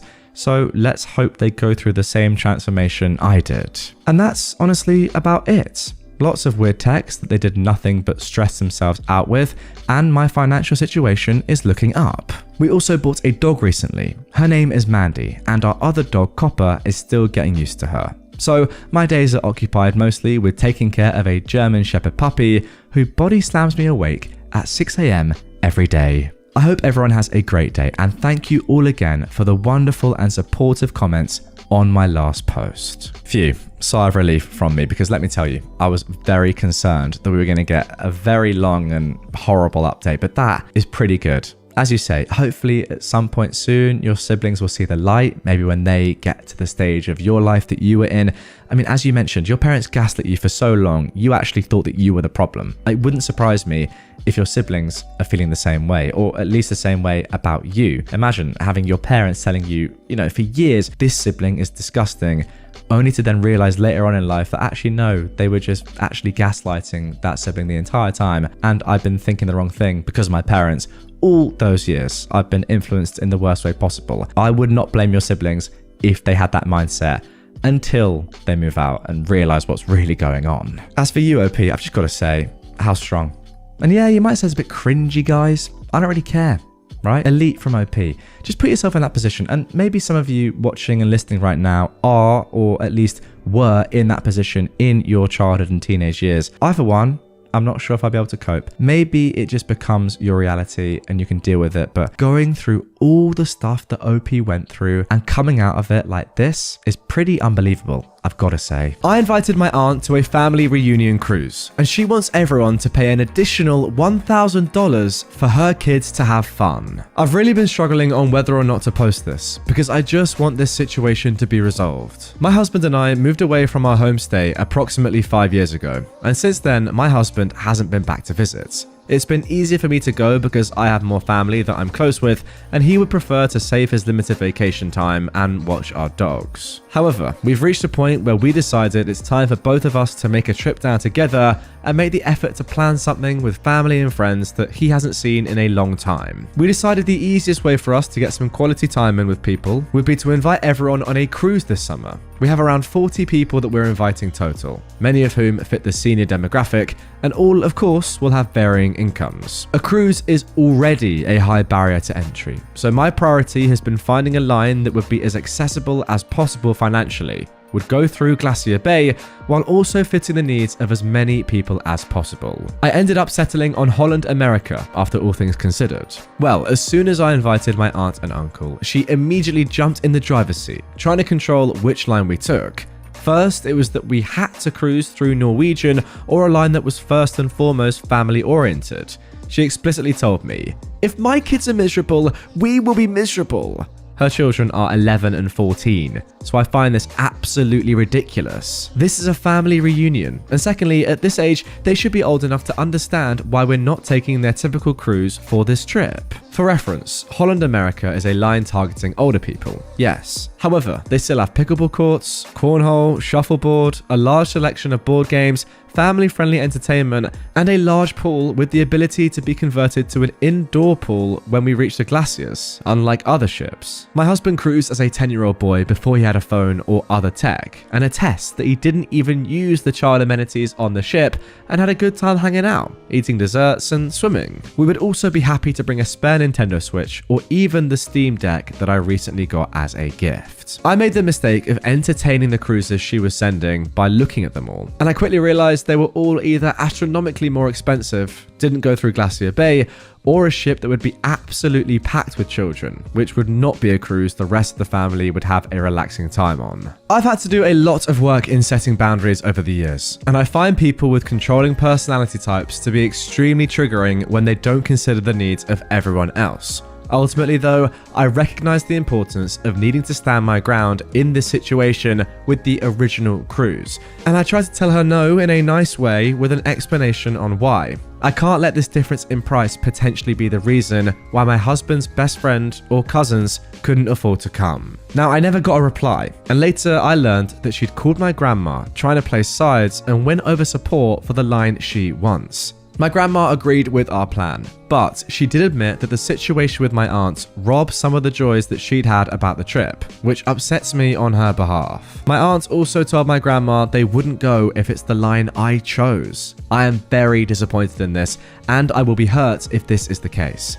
I attended several family reunions as a child with no technology, and I had to sit in the car for 30 plus hours and was still happy to go with my grandparents. And I was even younger than these kids, so I'm a bit taken aback as to why their kids need so much to have a good time. Ever since I sent the text, I've had radio silence from her. My uncle, on the other hand, seemed to completely understand in his reply, but I honestly don't know if he feels the same way as her behind the scenes. As a young couple in our late 20s, my husband and I aren't on the cruise ship of our dreams, but we need to be thinking of everyone here. And I hope as time goes on, she can put things into perspective and understand me better. At this point, I don't feel responsible to explain myself any more than I already have, and what they decide to do is out of my control. You know what, in my opinion, there's a simple enough solution here. Just tell your aunt that she will be thoroughly missed on your trip, but you're not going to change the plans and make them $1,000 per person more expensive just because of her and her kids. Of course you're not going to do that. Simple as that. The other thing that I don't get is that if you go on any cruise ship at all, even if it's targeted at seniors, there is still a lot of stuff for young kids to do. The beauty of a cruise ship is that you get on and off, and then once you're off, obviously there are things to do. And once you're on, are they really not going to have fun on an entire cruise ship? Eating great food from a buffet, swimming, I don't know, doing anything, playing board games, chilling, going on their phone or whatever. Like, there's so much stuff to do. And also, you're on holiday. It just screams entitled. And I guess that makes sense. Nonetheless, let's carry on. Parents threw me out as a child and then expected everything from me when my grandparents died. I was born when my mother and father were only 17. It forced both of my parents to drop out of high school and each get a GED so they could find work right away. My father especially was not happy about this because he had dreams of playing football in college, and instead he had to work at a gas station. He said to my face many times that I ruined his dream. My mother hardly raised me at all, as she had to work too. They had a cranky old lady next door watch me most of the time. She wasn't so bad. She gave me more attention than my parents did. My father eventually managed to land a better job as a manager due to his experience running the gas station. It was right after that my mum got pregnant with my sister. I was 6 when she was born. I wasn't exactly shown much love before that, but once my sister came along, it was made pretty obvious to even my 6-year-old self that I was unwanted. The only ones who seemed to care were my paternal grandparents, and somewhat my babysitter. And they were more like my parents, as they treated me the way a little kid needed to be loved. We lived in a 2-bedroom apartment, and as my sister got older, it went from me sharing a bedroom with her to me kicked out of the room entirely. I slept on the couch for 2 years, and I barely had anything to my name other than clothes, school supplies, and an old Game Boy. When I was 10, my parents decided they were going to move away. But this move did not include me. I ended up actually being fine with this, as my grandparents had agreed to take me in. My life was instantly better. I got my own room again, and my grandparents gifted me a brand new N64 in 1996. That Christmas, I got a Game Boy Pocket too, and there were a couple of other kids my age in the neighborhood I got to hang out with. We rode bikes, played video games, shot cans with pellet guns, built forts, and got dirty playing in the creek. You know, stuff a normal kid would enjoy. I was finally happy. As time went on, I grew up and eventually moved out, but I later moved back in to help my grandparents' house as they were getting old and living off their retirement savings. So some rent money from me went a long way in paying the bills. My grandpa was the kind of person who'd wanted to build a bomb shelter during the Cold War, but never got around to it. He wanted to volunteer for the military in the 60s, but was turned down due to a medical condition and the fact his eyesight wasn't great. So he focused on saving whatever he thought he needed. He told me many times it was better to have something and not need it than need it and not have it. Our area suffered from numerous power outages in winter due to heavy winds and storms, so having gasoline and propane for heaters and generators was a must. All these saving habits became my own as time went on, as it was better to need this stuff rarely than not have it at all. Of course, there was our HOA bothering us, but that's its own other story. The problem is, about 5 years back, my grandma died suddenly, and my grandpa was heartbroken. He also went about a year and a half later. Pretty much everything they owned was willed to me. Their savings, their house, their vehicles, their stuff, everything. The house was long paid off, and Grandpa knew how to keep up with its maintenance. In fact, after Grandma died, he kinda doubled down on renovating the place. He had the roof redone, the house repainted by us inside and out, and we fixed a lot of little things. Grandpa's neighbour, George, even came by to help redo the plumbing. Ironically, the HOA was rather happy with these changes because the house didn't look run down anymore. One morning, I was fixing breakfast and my grandpa never came downstairs. You couldn't keep the man from his bacon. So I went to check on him, and he wasn't moving. I called 911 and paramedics came, only to tell me that he'd passed in his sleep. My parents made Grandpa's funeral a trash show. They didn't bother to show up for Grandma's. They were too busy. And at Grandpa's funeral, they didn't seem to grieve at all. My sister also showed up wearing a brightly coloured designer dress, which I wasn't happy about, as it was a church clothes only function. I noticed my parents repeatedly whispering to each other and glaring at me whenever I looked at them. I come to find out at the will reading that my parents knew that they'd been disinherited long ago for their treatment of me, and they thought it was extremely unfair that I got everything. They threatened to sue me to contest the will, and I got repeated calls and messages from my father, mother, and sister telling me I needed to do the right thing and give my father what was supposed to be his.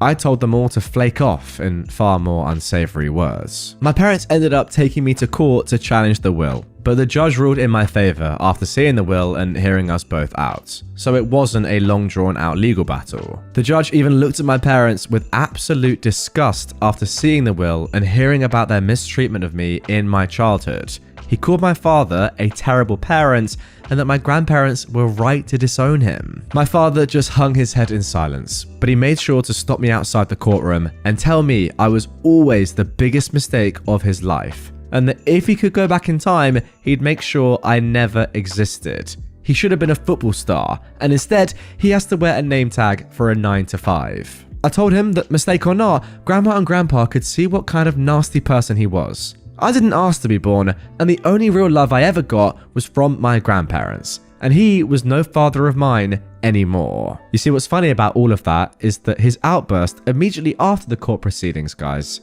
just confirmed exactly what the judge said, that he is a terrible father.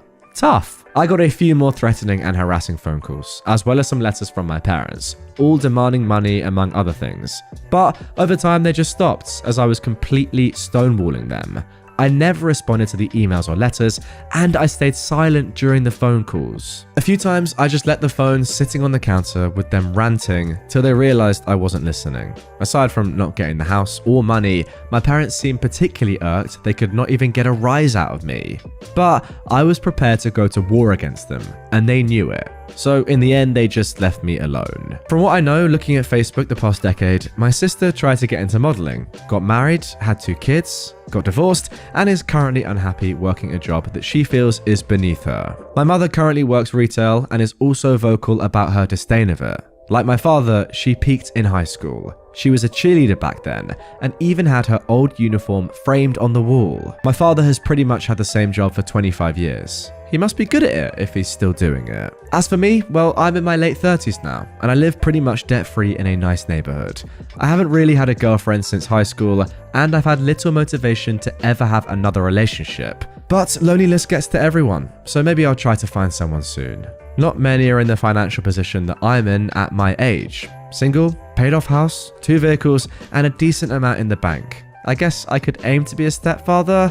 That might be more my speed. And there we go. That is the end of that one. A lovely little slide dig at your dad right at the end there, which I'm not going to lie, I absolutely loved. Oh, you must love the job if you've been in it for 25 years. It definitely won't be because you can't get any other job and you're forced to remain in that one that you actually really dislike. That definitely wouldn't be the reason. Just love it. What a way to end it. All I would say now from your perspective, OP, is even though you are very young, as you say, make sure you get your own will. Because the worst thing that could possibly happen now would be to say you, God forbid, happen to get into an accident or something happened, illness, whatever, and you passed. Imagine now that your entire family that you've pretty much disowned get all the things that they were after in the first place. You have to make sure that in the worst of the worst case scenarios, that can't happen. So get a will and give everything to your friends, your mates, anyone, doesn't even matter. As long as it's not your family and they don't get the stuff that they've been trying to get for so many years, that's good. So just, yeah. Cover yourself, make sure you've done 99% of the work. That last 1% is what you need to do just to ensure that they never get anything. Mum kidnapped our kids and said she didn't know it was against the rules. So, my wife and I have 2 kids, a nearly 3-year-old and an 18-month-old. We want to cruise to the Bahamas for 2, meaning the kids couldn't go. My mother volunteers to watch the kids.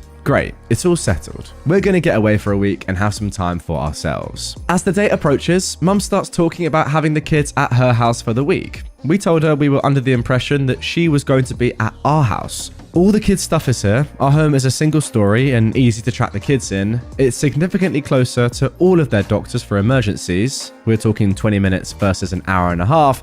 And our house is baby-proofed, where hers is not. So we said that we really felt they should be at our house. And if that didn't work for her, we would make other arrangements. She said that our house was fine. But a few days later, she says that she would like to be at her house because my siblings, who still live with her, could help watch the kids. These are the same siblings who we were told needed to be instructed on how to be nice to toddlers, which is why we weren't invited to Thanksgiving.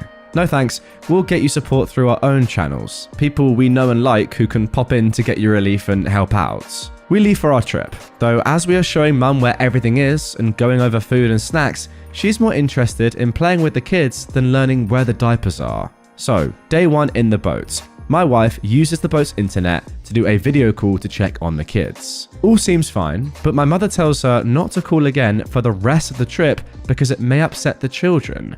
My wife doesn't tell me about that part of their convo right away, but as soon as she does, we call her back. When she answers, she's at her house with the kids, and you can see the brand new kids apparel and paraphernalia in the background. I asked her what happened, and she tells me she was really sick and thinks she got norovirus. What the heck? Super nauseous, it was all she could do to call her brother, who lives 5 minutes from me, to have him pack the kids in my wife's car and drive an hour and a half to her house. So, you were so sick that you couldn't watch the kids, but you could drive home in a car that wasn't yours and endanger kids that aren't yours in the event that you pass out or spontaneously start vomiting while on the freeway, potentially killing our children? Why didn't you call the list of people who said they'd come and help?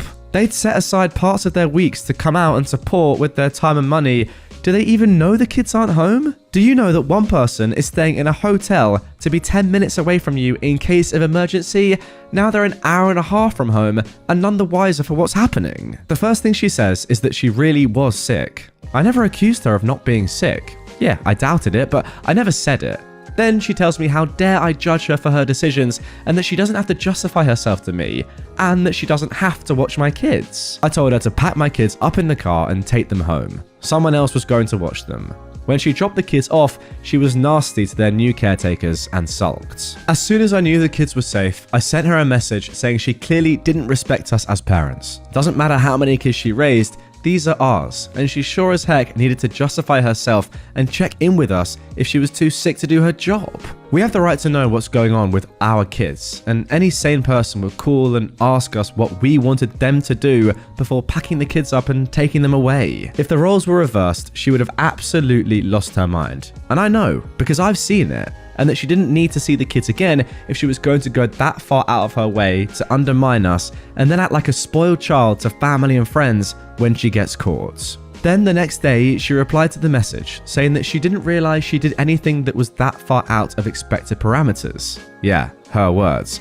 And that she recognized that parents had their own rules and she would have to learn ours. Never did anything resembling sorry come across in that message or any other. We blocked her on social media and haven't spoken to her since. Okay, straight off the bat, I've got to say this. You should not let your kids anywhere near this woman anymore. Yes, blocking her on social media and her number is a good start, but I don't care who she is. I don't even care that she's your mum. She is literally endangering the safety and the lives of your children. And that is more than enough to say that you should not let her anywhere near them. The fact that she won't even take responsibility for her actions is crazy. And now she expects you to see this all as a simple misunderstanding. Let her off the hook and say, you know what? Yeah, we understand you made a mistake.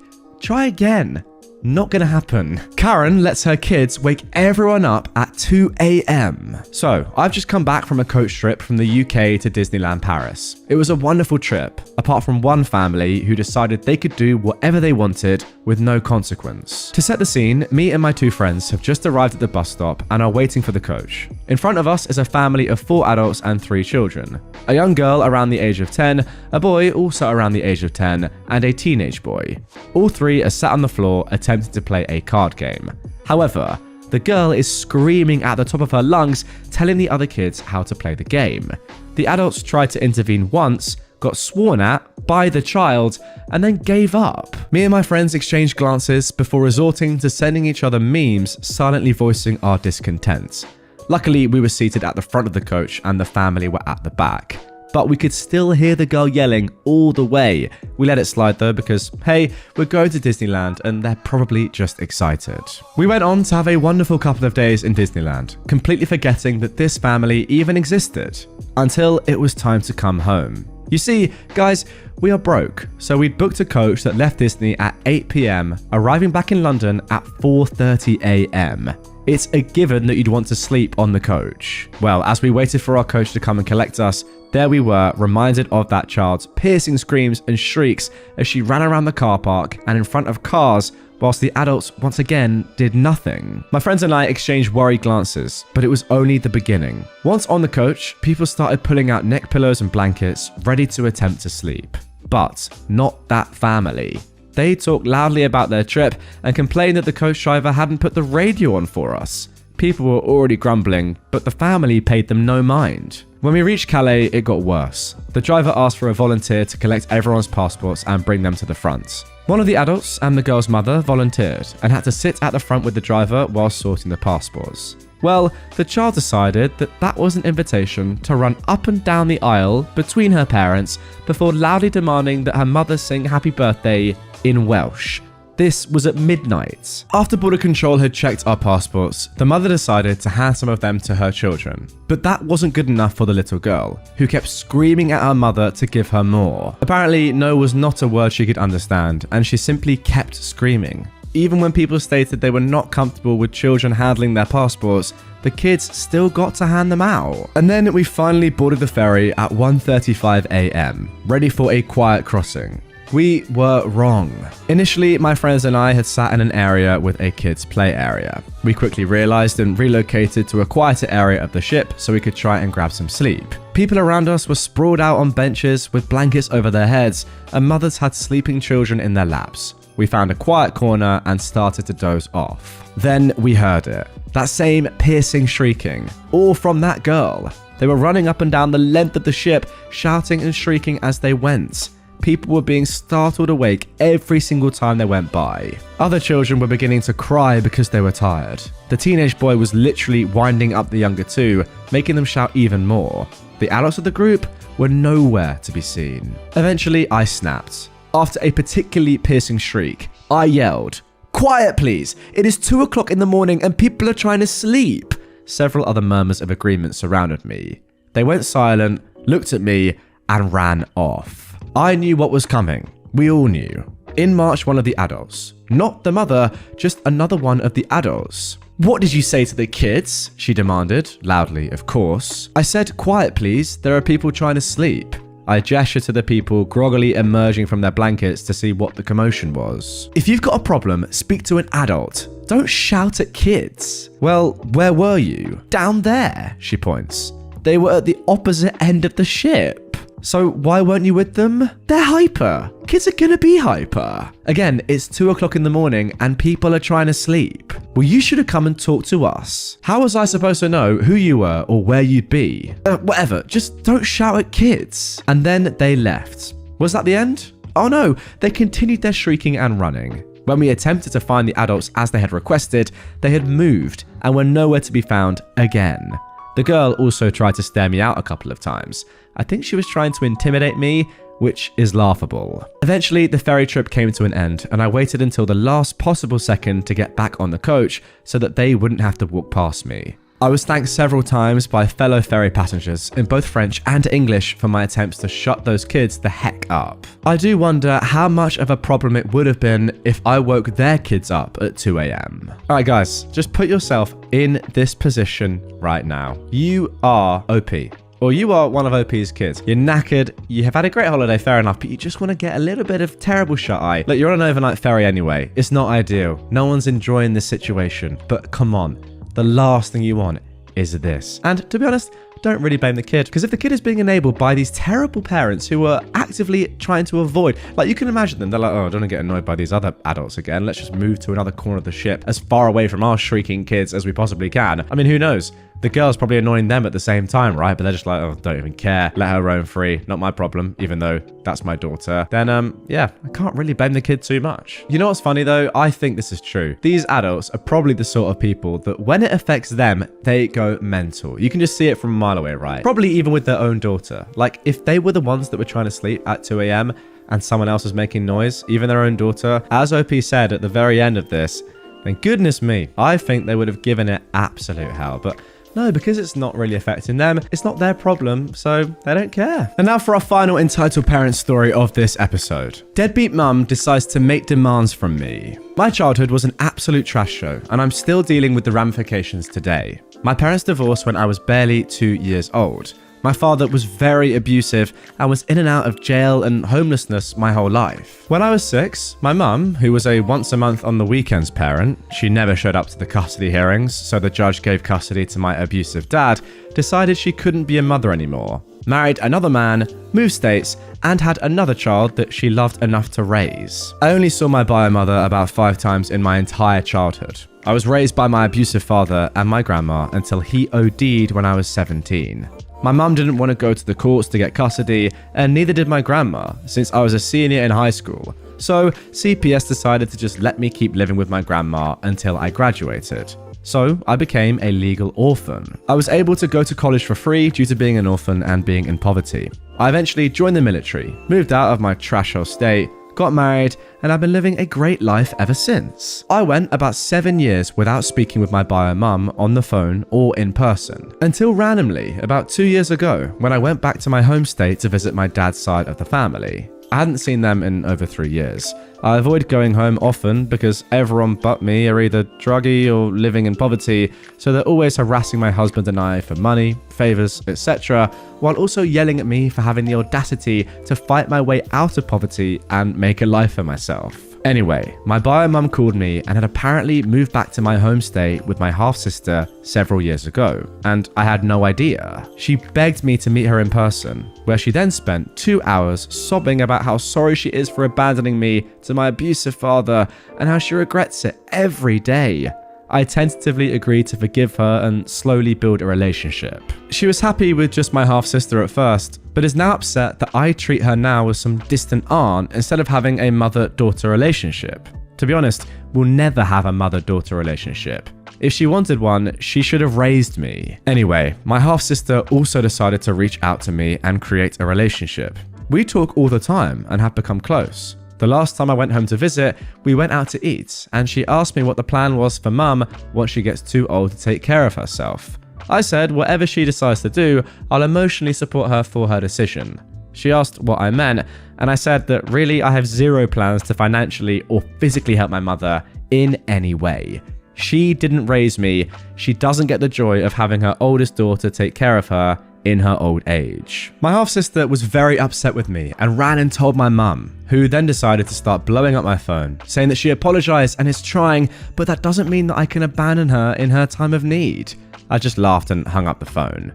My husband fricking hates her and only puts up with her at all because of me. I don't know where this audacity is coming from. I don't know her and she doesn't know me, but because I have more money and no kids, she thinks I should be the one to house and help her. Nope, not happening. And there we go, a pretty simple one in its conclusion in my opinion. When the burden was on her to help you out, she didn't want anything to do with you and didn't even want to help one iota. But when the roles have been reversed and the burden is now potentially on you to help her out, financially or in any way, oh, no, I really need your help. And actually, it's really unfair that you're not helping me by giving me money after all the amazing parenting I did back in the day. It's as simple as that. She doesn't care for you as much as she's trying to fake that she does. She just wants your cash.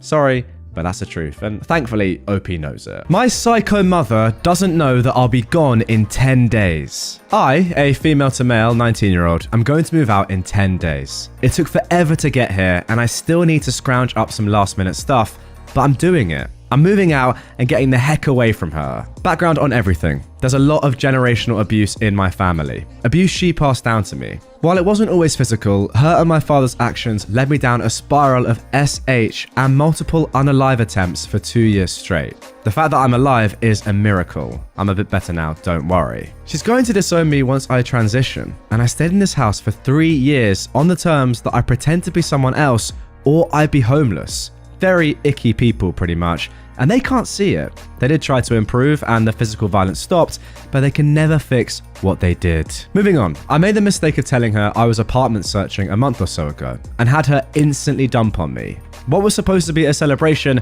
turned to her dogging on me. It was basically a "you will never make it, so just stay home" conversation that she would not let up on no matter how many times I asked her to stop. Even when I told her that she was making me uncomfortable and I didn't want to talk about it any further, she keeps going. If I literally stare at her and say nothing, give her no reason to keep talking, she still does. I literally had to tell her when she got mad at me for it. So I'm there, going to town on a corn dog. Now, what does that mean? So I'm there, going to town on a corn dog. And I said, I told you to stop. You didn't listen. I'm not even responding and you're still going. I'm giving you a really big hint here and you're not getting it. She got mad. Well, how was I supposed to know? You should have just told me. I then took a big bite of corn dog and said, yeah, I did tell you. Multiple times. You didn't listen. After that, I didn't talk about the apartment to her at all. She nagged to know my roommates and begged to know where I'll be living if I do move out, but she won't know. Ever. The whole, what if something happens and you need us spiel? She has no idea that I'm going full no contact, and that makes me happy. I woke up a few days ago to her ranting about how I need to stay home and focus on your studies. I just sat there on the bathroom floor holding back a smile because she thinks that I've given up. She doesn't know I'm about to give my security deposit and collect my keys on the 27th. When the day comes, I'm not even going to give her the decency of seeing me leave. I'm packing my stuff and I'm going out the back. No text, no camera footage, nothing. In 10 days, I'm going to disappear from her life and finally be myself. I'm sleep deprived to heck and back, stressed out from all the work it took to get here, and probably one cheeseburger from a breakdown. I've had so many bumps on the way and so many things tried to screw me over the past few months, the past few freaking years, actually. But I literally couldn't be happier. 10 days and I'm free.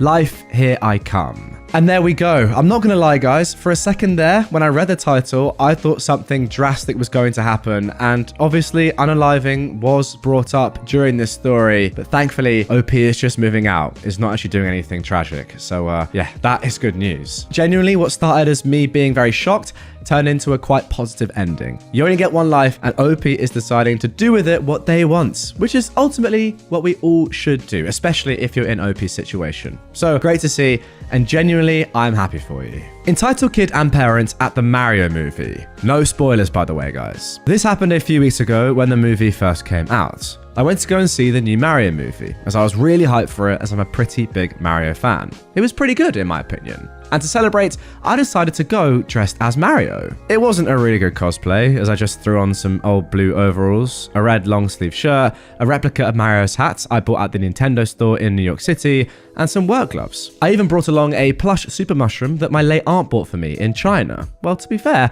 sounds like a pretty good cosplay to me. Anyways, I got to the theater, paid for my ticket, and got my snacks. A large bag of popcorn, some candy bars, and a blue raspberry slushie. However, the movie didn't start for another 1.5 hours, so I just hung out in the small arcade that they had there. While I was there was also a little boy with his mum, and he kept eyeing me and got all excited. Keeping with the Mario theme, let's call the mum Bowsette and the kid Bowser Jr. "Mummy, look, it's Mario," said Bowser Jr. "Yes, I know. Can I go and see him?" "Fine," the mum said. So Bowser Jr. runs up to Mario, me, and that is when he sees my mushroom. "Wow, a mushroom! Can I have it?" "Sorry, this mushroom means a lot to me," I replied. "But you don't need it." "Well, yes, I do." Bowser sees Bowser Jr. arguing with me and stomps on over.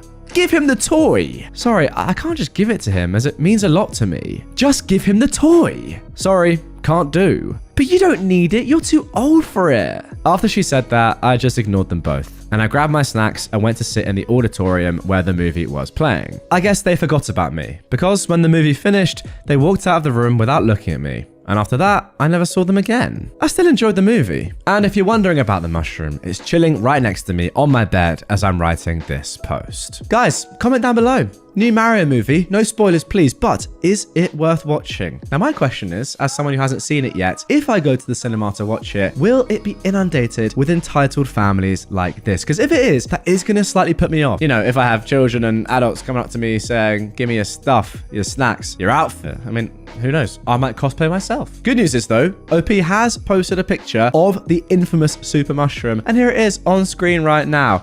If you can't see it on screen, if you're listening on podcast platforms, well, it's just a toad from the Mario games. If you know, you know. Looks lovely. Looks like something that you'd want to keep, especially as it was handed down to you by your late aunt. People just aren't going to understand that though. They're going to see this, the kid's going to see this and think, just give it to me, because they're entitled and they're bratty. And the enabling mother is going to say, yeah, come on, it's just a toy. But in reality, nobody really knows the context behind it. And that's on them.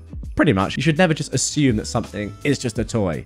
It's more about the message and the meaning behind it, which makes it so important to you. Dad continues his controlling ways and now has no contact with both of his sons. First of all, some background. My dad has always had control and anger issues. He worked hard to give my mum, brother and I what we needed, but he wasn't really emotionally there. Growing up with him was tough. If I vacuumed and didn't do it exactly how he would do it, he'd make comments. If he did something wrong once, he would immediately say, "You never do anything right."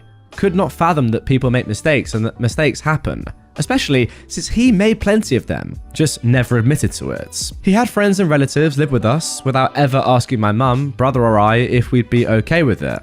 Not asking my mum, who is the person that ends up taking on the additional work, was the most annoying thing for me. We lived in a 2-bedroom apartment. I was okay sharing a room with my brother, but not quite okay sharing it with an uncle for years, another relative, and once even some random guy who was a friend of a friend. He sacrificed the comfort of me, my mum, and my brother to make himself look good by offering space to these people for long periods of time. Think years, by the way, not days. There are plenty more examples of his selfish and controlling behavior, not to mention him having a short fuse. Despite all of this, he did work hard and had his moments, and I'll always appreciate the things he did do. We did have everything we needed. First son goes no contact. A couple of summers ago, my dad and I got into an argument. The argument was over me and my wife's dog. My dad is a very religious Muslim and has gotten more religious as he ages. For example, he took down all of the pictures they had of people, as you're not supposed to have that in Islam. He still listens to music though, so I don't want to get started on the hypocrisy displayed on a regular basis by him and the Muslim community that I grew up in general.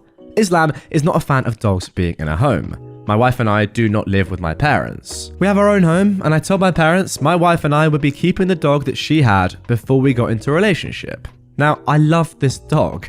I thought I got it through to my dad that the dog was here to stay. I even got an imam to talk to him about it.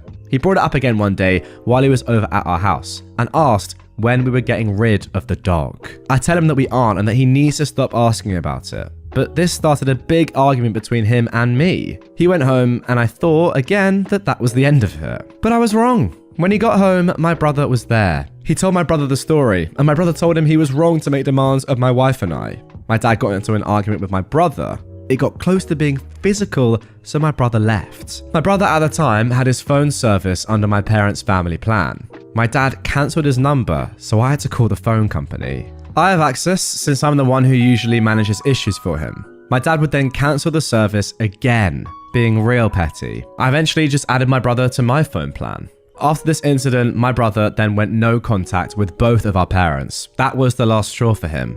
He went no contact with our mum because she is an enabler. That requires a different post. To this day, my dad still doesn't understand why my brother is no longer in contact with him. I understood my brother's decision and have not tried to change his mind. I stayed in contact with my dad, but low contact. Second son goes no contact. Now to a couple of weeks ago. My dad and I once again got into an argument. My wife and I have a newborn. I was so excited for my parents to have their first grandchild. As much of a jerk as my dad is and has been, I've seen how well he interacts with my little cousins, and I incorrectly thought being a grandparent may mellow him down. I figured there would be some disagreements, as a lot of grandparents think since they've already raised kids, they know exactly what to do, even if they raised those kids over 25 years ago. But unfortunately, his controlling ways and anger issues reared their ugly head in a bad way. We were over at my parents so they could see my newborn son, and because two of my cousins were visiting to see my newborn son as well. Things went fine until my wife and I were getting ready to leave. My son was being a bit fussy as we were putting him into the car seat. That happens. Babies get fussy and cry a bit. Once we get the car seat in the car and get going, he normally calms down. If he doesn't, we just give him a bottle as he was probably hungry. We'd already changed and burped him at this point. My dad starts saying we should give him gripe water. I tell my dad that the baby is fine, just being a bit fussy. But my dad insists again, so I tell him I'm not giving him gripe water. We asked our pediatrician about it, and our pediatrician said to hold off on gripe water since our baby was still pretty small. Our son was born almost 3 weeks early and is very small, so we are being cautious. We also don't want to give him anything besides breast milk and formula if it's not really necessary, which it was not in this case. This sets my dad off. He goes off about what the frick do doctors know? He raised 2 kids. He gave my brother gripe water when he was 2 days old. Now that's obviously BS because he didn't even know about gripe water until he visited one of his friends and they told him about it. Not only that, but my brother was born late and at a normal weight. His situation is not the same as my son's. And guys, if you didn't know what gripe water is, like me, gripe water is an over-the-counter liquid supplement of a number of nutrients that is good for babies. My dad then does his usual thing of taking one issue, escalating it, and going off about everything. He goes on to say, don't come around anymore, even with the baby. He calls me an Islamic slur, my wife an Islamic slur, and my son an Islamic slur. My mum is trying to calm him down because he's yelling all of these things 2 feet next to me and the car seat my son is in. My teenage cousins are also hearing all of this. At this point, my wife has taken our son out of the apartment and into the hall. I'm trying to leave as well, but my dad continues to yell. He's now moved on to how we have not given him a cent, how he got us educated and put us through college for us to never give him anything back, how we basically don't do anything for him, and some other things that I don't recall exactly, just a lot of horse poop. I've paid for my parents' cable internet bill for the past 12 years, even though I haven't lived with them for years. I just recently paid for their tickets, which is about $2,800 to go to our home country. And I've paid for other random things, like ordering them pizza when my cousins are over at their house and my mum doesn't feel like cooking. Yeah, he says he got us educated, but he did nothing. He told us he'd pay for our college and then told us after one semester that he wouldn't, basically leaving us in the middle of a semester scrambling. He told my brother that he'd only pay if he agreed to marry a woman from our country. Look, I understand if he doesn't want to pay, but tell us that before we decide on a school so we can make an informed decision. He still brags to his friends that he put us through school though. He says we never do anything for him, even though both of my parents come to me for legal, tax, finance, tech, and basically any issue. Keeping a tally of what you've done for your kids and throwing it in their face is BS. Especially when you've basically done a little over the bare minimum. After taking his yelling right in my face, I left and I haven't spoken to him since. I told my mum we are not speaking to him and he is not seeing us anymore. If he gets some therapy and anger management, maybe we can see what happens, but he has to make a change though. Of course, the last time I spoke to my mum, she told me he'd been crying. As usual, he is the victim. Here's to hoping I don't continue this cycle. Wow, and there we go. What a way to end today's episode. Nothing worse than having a father like this. I'm sorry, but that's just my opinion. I don't really want to get into the religious side of this and coupling this dad's actions in line with his religion and saying that the reason that he acts like this is due to his religion and his own upbringing. I mean, it probably is, but I don't really want to go down that route and say that that's a bad or a good thing. I just want to take it at face value. The guy's being controlling and not letting you live your lives. And it just sounds like he's just very, very hypocritical and stubborn and doesn't accept that he also makes mistakes while also not accepting that other people are allowed to make mistakes. It's a weird one. Very hypocritical. And it's a shame. And there we go, guys. That is going to do it for 3 hours of some of the very best entitled parent stories. Really hope you enjoyed this one. If you did and you want more content like that straight away, the links are everywhere down in the description for more stories, on screen right here for more stories. I mean, if you want more stories, I'm here to provide. That is for sure. And if you want newer stories each and every single day, well, subscribe to my channel. Follow, turn notifications on, because then you'll be notified whenever I post a new set of stories every day. But that being said, I'll see you tomorrow. Have a good one.